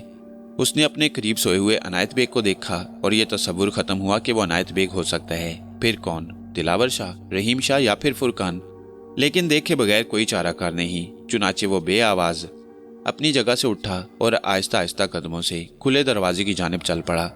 جب اس نے دروازے سے باہر قدم رکھا تو اسے کوئی 15 گز کے فاصلے پر ایک انسانی جسم متحرک نظر آیا، شانوں سے لے کر پیروں تک سیاہ لباس میں ملبوس۔ وہ اس طرح وہاں کھڑا تھا جیسے وہاں کسی کا منتظر ہو۔ اس کے قد و قامت اور اس کے لباس سے کم از کم یہ اندازہ ہو گیا کہ یہ ان تینوں میں سے کوئی نہیں۔ پھر یہ کون ہے؟ تجسس نے اسے خوف سے بیگانہ کر دیا۔ ایک قدم آگے بڑھا تو اس نے دیکھا کہ وہ سایہ بھی آگے چل پڑا ہے۔ ایک پراسرار، انوکھا اور دلچسپ کھیل جس کے اختتام کا کوئی اندازہ نہیں تھا کہ کیا ہونا ہے۔ نعمت علی نے قدم آگے بڑھا دیے، نہ ڈر اور بے خوف ہو کر۔ تجسس اب ہر احساس پر حاوی ہو گیا اور وہ ہر قیمت پر یہ جان لینا چاہتا تھا کہ یہ سب کیا ہے۔ اسی وقت خیر الدین خیری کا خیال آیا۔ اس نے دبی آواز میں کہا، اما ماموں کیا تم ہو؟ ماموں، استاد محترم، لیکن کوئی جواب نہیں ملا۔ یہ پہلا موقع تھا کہ اسے محترم کہہ کر بھی جواب نہیں ملا، لیکن اسے کوئی خوف محسوس نہیں ہوا۔ پراسرار سایہ اس طرح آگے بڑھ رہا تھا جیسے وہ اس کی رہنمائی کر رہا ہو، اور وہ بھی شاید اس کے سیہر میں گرفتار تھا۔ تھوڑا بہت خوف کا احساس تو تھا، لیکن وہ ہر احساس سے بے نیاز اب سائے کا تعاقب کر رہا تھا۔ اسے یوں محسوس ہو رہا تھا جیسے بالکل اجنبی راستوں پر جا رہا ہے۔ حالانکہ اس عمارت کو اس نے کافی حد تک دیکھا تھا، لیکن اس وقت جن راستوں سے وہ گزر رہا تھا وہ بالکل ہی نیا اور اجنبی معلوم ہو رہا تھا۔ وسیع و عریض راہداری جس کی دیواریں اور چھتوں کا رنگ سیاہ پڑ چکا تھا، لکڑی کے بنے ہوئے دروازے اور اونچی اونچی کھڑکیاں، قرب و جوار میں چند کرسیاں، لیمپ اور کراکری کا کچھ سامان بھی نظر آ رہا تھا۔ دیواروں پر روغنی تصویریں جن کے رنگ اور نقوش مدھم پڑ چکے تھے۔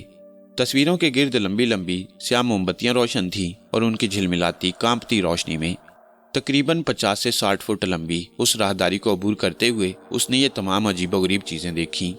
اس کے حواس بحال تھے اور ہر طرح کا خوف اس کے دل سے نکل چکا تھا۔ اچانک ہی اس کے کانوں میں ایک عجیب سی آواز ابھری اور اس آواز نے اسے ایک بار پھر ہوش و حواس کی دنیا میں لا پھینکا۔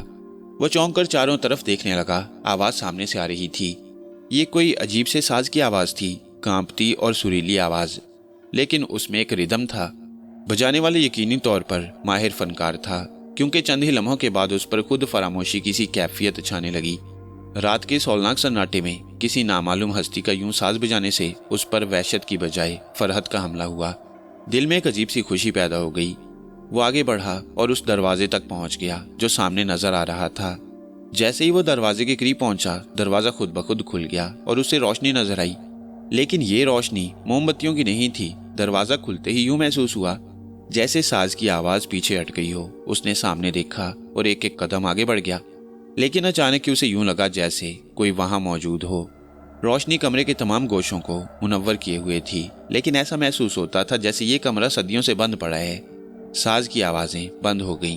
ایسا ہولناک سناٹا جو اعصاب کو چیرتا ہوا روح کو زخمی کیے دیتا تھا۔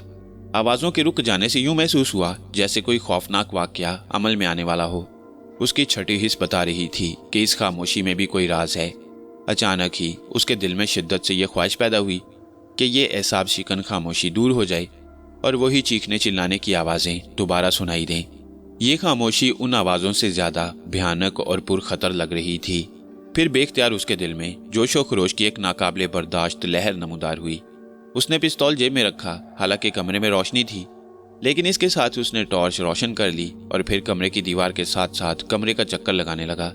اس نے پاگلوں کی طرح دیوار پر گھونسے مارے اور پیروں سے فرش بجایا، لیکن دیوار سے اور سنگی فرش کے اندر سے کوئی آواز نہیں نکلی۔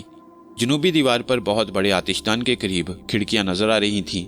उसने उन खिड़कियों के बंद दरवाजों का मुआयना किया, लेकिन कोई ऐसी वैसी बात नहीं मालूम हुई जो वो देखना चाहता था कि यहाँ क्या है।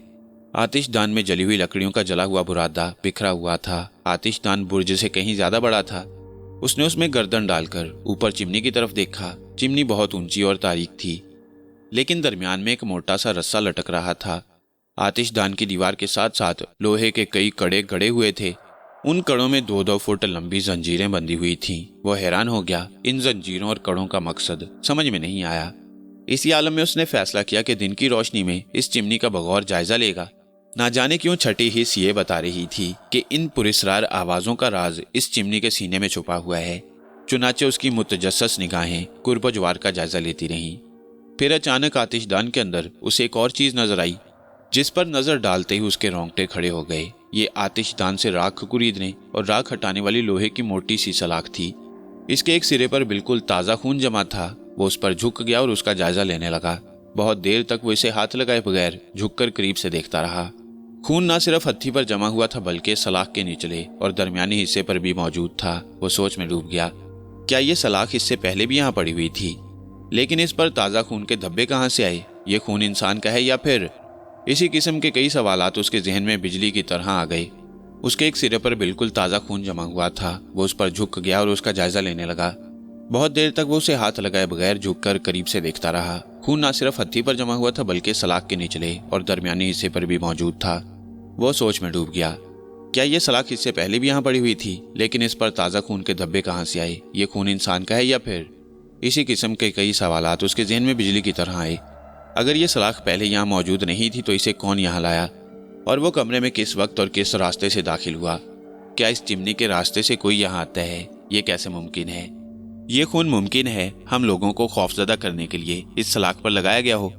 इस ख्याल ने उसके जहन में कुछ और कुरीद पैदा कर दी। उसने बुड़बुड़ाने वाले अंदाज में कहा, तुम लोग जो कोई भी हो दोस्तों, ये समझ लो कि तुम्हारे आखिरी लम्हात करीब आ गई हैं और अब तुम कम अज कम मुझसे नहीं बच सकोगे। समझ रहे हो? मैं तुमसे बिल्कुल खौफजदा नहीं हूँ।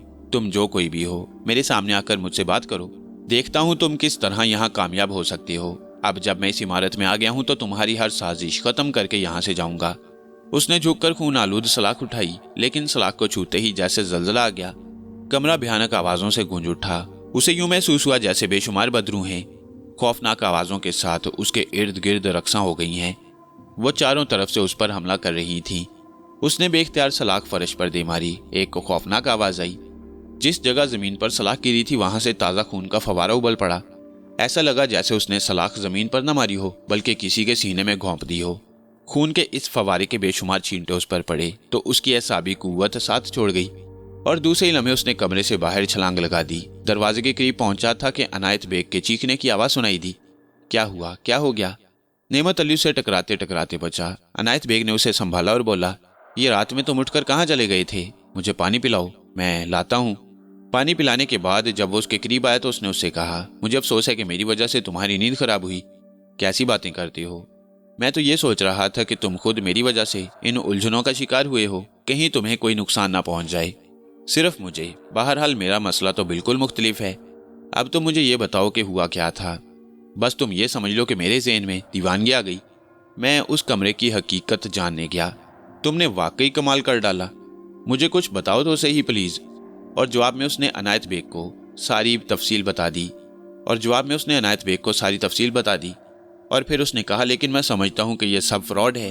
यकीनन ये कुछ ऐसे लोगों का काम है जो ये नहीं चाहते कि बेचारा दिलावर शाह अजीज़ा नासिरी से शादी करे। लेकिन दोस्त अब होना वही चाहिए जिसके लिए हम यहाँ आए हैं।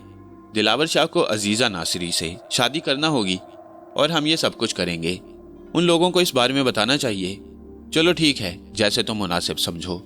दूसरी सुबह नाश्ते की मेज पर नेमत अली ने दिलावर शाह को सारी कहानी सुनाई तो वो दंग रह गया। फुरकान तो थर थर कांपने लगा। रहीम शाह ने कहा, तुम तो बेइंतहा बहादुर आदमी मालूम होते हो दोस्त। मैंने भाई साहब से यही कहा था कि ये शख्स मुझे बड़ा बहादुर मालूम होता है और हो सकता है ये हमारे काम आ जाए, लेकिन इसके बावजूद तुम्हें इस तरह खतरे का सामना नहीं करना चाहिए था। मैंने जो कुछ किया है या नहीं किया, लेकिन क्या तुम लोग उस कमरे में जाने की हिम्मत करोगे? नेमत अली बोला, क्यों नहीं, तो फिर आओ, मैं तुम्हें वो सलाख और जमीन से उबलने वाला खून दिखाऊं। वो नेमत अली के साथ चल पड़े। उसने बहादुरी के साथ आगे बढ़कर कमरे का दरवाजा खोला। तो कमरा पहले की तरह साफ और खाली था। वो आंखें फाड़ फाड़ कर चारों तरफ देखने लगा। वहां ना खून था ना सलाख, बल्कि ऐसा लगता था जैसे यहाँ कोई आया ही ना हो। सलाख आतिशदान के अंदर पड़ी हुई थी, लेकिन उस पर ना खून के धब्बे थे, ना वो टूटी हुई थी। बड़ी अजीब शर्मिंदगी भी हुई और वो सख्त परेशान हो गया। दिलावर शाह, रहीम शाह, सब लोग चंद लम्हात तो वहां खड़े रहे। फिर दिलावर शाह ने कहा, आओ वापस चलते हैं। वो बाहर निकला तो उसके जहन पर एक अजीब सा तरद्दुद सवार था। वो बाहर आने के बाद शर्मिंदगी से उन लोगों को देखने लगा। फिर 10:30 बजे के बाद एक शख्स उस इमारत के दरवाजे के पास खड़ा नजर आया। सहमा सहमा डरा डरा अंदर पहुंचा। उस वक्त ये सब इमारत के बरामदे में ही मौजूद थे। आने वाले से दिलावर शाह बोला, हाँ रहमत, क्या बात है? साहब जी, बीबी साहब ने आपको बुलवाया है। दोपहर का खाना आप उनके साथ ही खाइएगा। अच्छा ठीक है, तुम जाओ, मैं आ जाऊंगा। रहीम शाह साहब को भी बुलाया है? हाँ क्यों नहीं, रहीम शाह भी आएंगे, दिलावर शाह ने कहा और मुलाजिम चला गया। तब दिलावर शाह ने कहा, अजीजा नासरी अक्सर लोगों की दावत करती रहती हैं। वो इस बात पर हमसे सख्त नाराज हैं कि हम खतरा मोल लेकर इस मकान में क्यों रह रही हैं। उसके तासुरात बड़े अजीब हैं। अपना खानदानी मकान होने की वजह से उसे मोहब्बत भी करती है, लेकिन यहाँ होने वाले वाकयात और हालात से कभी कभी खौफजदा भी हो जाती हैं। वो दोनों तैयार होकर निकल गए और फुरकान से कह गए कि वो हमारे खाने पीने का बंदोबस्त करे। फुरकान बावर्ची खाने में चला गया तो नेमत अली ने अनायत बेग की तरफ देखा और कहा, क्या ख्याल है अनायत साहब, हम अपना काम शुरू करें? अनायत के अंदर एक हिचकिचाहट सी थी। उसने कहा, किस तरह? मुझे यूं महसूस होता है अनायत बेग, जैसे तुम इन हालात और वाकयात से बदल होते जा रहे हो। अनायत बेग ठंडी सांस लेकर बोला, कुछ उम्मीद है? क्यों नहीं, तो ठीक है, मैं बस यही सोच रहा था कि कहीं सूरत हाल कोई मुश्किल शक्ल न इख्तियार कर जाए। अब जो कुछ होगा देखा जाएगा, लेकिन अभी तक मैं मुकम्मल तौर पर इस बात पर इत्तफाक नहीं रखता कि ये सब कुछ आसेबी कारनामे हैं। तो फिर आओ जरा जायजा लेते हैं। और इसके बाद वो अपने काम में मसरूफ हो गए। इमारत के इर्द गिर्द कोई आबादी, कोई बस्ती नहीं थी। दूर दूर तक कोई इंसान इधर उधर नजर नहीं आता था। नजदीक तरीन बस्ती जिसमें अजीजा नासरी रहती थी, यानी रंगनगर, यहाँ से तकरीबन 60 किलोमीटर के फासले पर थी। उस इमारत की सही तारीख का अंदाजा नहीं हो रहा था। फुरकान ने दोपहर का खाना तैयार कर दिया। नेमत अली और अनायत बेग ने अपने ही कमरे में खाना खाया और इसके बाद नेमत अली ने अनायत बेग से कहा, क्या ख्याल है दोस्त, हिम्मत करनी है? कैसी हिम्मत?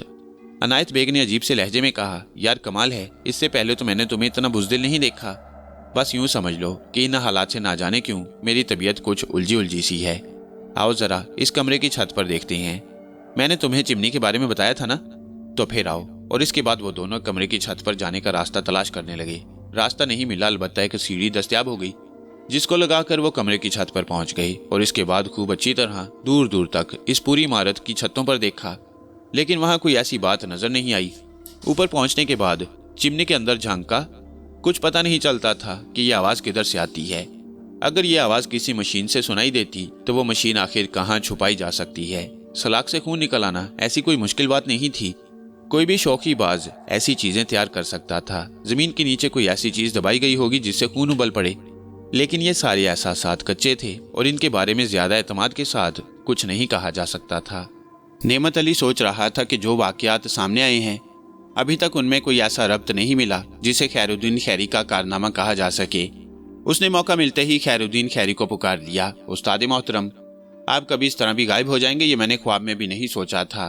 ख्वाब मत देखा करो भांजे, ख्वाबों में कुछ नहीं रखा होता। वैसे तो जगह बुरी नहीं है, बस जरा ये उल्टी सीधी हरकतें कभी कभी परेशान कर देती हैं। अनायत बेग तो बहुत ही बुरी हालत में है। जहां तक दिलावर शाह, रहीम शाह और फुरकान का ताल्लुक है, वो इतने गैर मुतमईन नजर नहीं आते।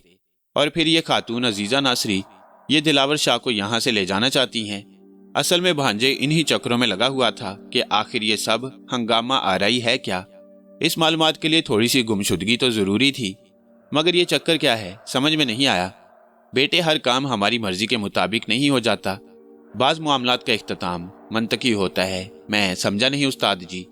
तुमने इस इमारत में उभरती हुई आवाजें गौर से सुनी? ये महसूस नहीं किया तुमने जैसे कोई आग में जल रहा हो और जलने वाले के हलक से चीखें निकल रही हों? तुमने साजों की आवाजें भी सुनी होंगी। असल में मेरा राब्ता उन लोगों से हो गया है जिनका ताल्लुक इस इमारत से है। इस इमारत में रहने वाली रूह किसी से इंतकाम लेने के लिए बेकरार है। नेमत अली हैरान रह गया। कुछ लम्हों के बाद खैरुद्दीन खैरी की आवाज उभरी। ये कोई ढकी छुपी बात नहीं है कि इस इमारत में हर साल किसी न किसी की जिंदगी खत्म हो जाती है। तुमने इसके मशरकी हिस्से के एक कमरे से उठती हुई आवाजें शायद सुनी हो। गौर करोगे तो तुम्हें अंदाजा हो जाएगा कि जैसे कोई आग में जल रहा है। और उसके हलक से आवाजें निकल रही हैं। मैंने तुमसे साजों की आवाज का भी तज़किरा किया था और अब मैं तुम्हें यह बता रहा हूं कि ना जाने कितने अरसे से एक रूह किसी से इंतकाम लेने के लिए बेकरार है। मगर वो रूह किसकी है मामू? नेमत अली ने सवाल किया। उसका नाम दाइम शाह था। ये इमारत एक बहुत बड़े रईस ने खरीदी और उसका पूरा खानदान यहाँ आबाद था और ये रईस अजीजा नासरी के बुजुर्गों में से था। इस इमारत में मुकीम एक नौजवान मुलाजिम ने इमारत में रहने वाली रईस जादी से मोहब्बत की, लेकिन वो मुलाजिम था और उसकी महबूबा रईस जादी। वही पुरानी कहानी। रईस को इस बात का इल्म हो गया और फिर एक मुलाजिम के लिए आका जादी से मोहब्बत करने का जो नतीजा हो सकता था वही हुआ। रईस ने उस मुलाजिम को इमारत के उस मशरकी हिस्से में कैद कर दिया और उस पर मुजालिम की इंतहा कर डाली। लोहे की सलाखें आग में सुरख करके उसके जिस्म को दागा गया, उसकी आंखें निकाल ली गईं और एक दिन आखिरकार उसे आतिशदान पर लटकाकर आग में जला दिया गया। इस कहानी का बदतरीन पहलू ये है कि रईस जादी ने अपने बाप से झूठ बोलते हुए उस नौजवान लड़के पर इल्जाम लगाया और कहा कि वो जबरदस्ती उसे मुलाकात के लिए मजबूर करता था। ये बात उस रईस जादी ने मोहब्बत करने वाले नौजवान के सामने कही और जब उसे आग में जलाया जा रहा था तो उसने चीखते हुए कहा कि वो इस खानदान से इंतकाम लेगा और उस वक्त तक उसकी रूह को चैन नहीं आएगा जब तक इस खानदान का एक शख्स भी इस जमीन पर बाकी रहेगा। यह है असल कहानी। ये तो गड़बड़ हो गई। इसका अंजाम क्या होगा? बहुत कम वक्त रह गया है, इसका अंजाम हो जाएगा। खैरुद्दीन की आवाज उभरी और इसके बाद खामोशी छा गई। रात सर्द और तारीक थी। आसमान पर काले बादल रुके हुए थे। बारिश भी शुरू हो गई। अभी रात का पहला पहर ही गुजरा था कि अचानक ही एक लर्जाखेज धमाका सुनाई दिया और फिर इंसानी चीखें बुलंद हुईं, जिनमें बहुत सी मिली जुली आवाजें थीं। नेमत अली और अनायत बेग बुरी तरह लरस गए। इमारत के मशरकी हिस्से में चीखों और कहकहों की आवाजें मुसलसल बुलंद हो रही थीं। फिर एक तरफ से अचानक ही आग के शोले भड़क उठे और आग इस तरह आनन फानन फैली कि यकीन न आए। बमुश्किल तमाम ये लोग इमारत से बाहर निकल सके। आग इस खौफनाक अंदाज में भड़की थी कि समझ में नहीं आता था। फिर जब आग बुझ गई तो ये लोग दोबारा अंदर की तरफ भागे। गोश्त जलने की बदबू फैली हुई थी और इंतहाई हौलनाक माहौल नजर आ रहा था। मुख्तलिफ रास्तों से गुजरते हुए वो आखिरकार उस कमरे में पहुंच गए। कमरे का दरवाजा जलकर खाकस्तर हो चुका था और उस वक्त नेमत अली और अनायत बेग ने जो कुछ देखा वो नाकाबिल यकीन था। आतिशदान के ऊपर एक जली हुई इंसानी लाश लटक रही थी। उसकी गर्दन में मोटे रस्से का फंदा पड़ा हुआ था और आतिशदान के दाएं जानिब अजीजा नासरी जंजीरों से बंधी खड़ी थी। उसकी खोपड़ी के कई हिस्से हो गए थे और सारा जिस्म खून में लथपथ था। वो लोग ये दहशतनाक मंजर देखते रहे।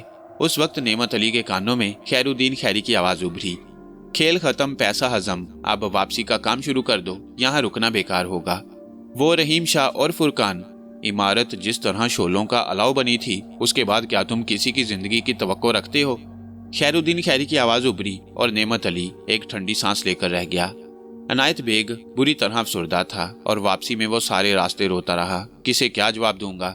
ये सब कुछ बहुत बुरा हुआ है। जो कुछ भी हुआ है वही होना था, नेमत अली ने ठंडी सांस लेकर जवाब दिया।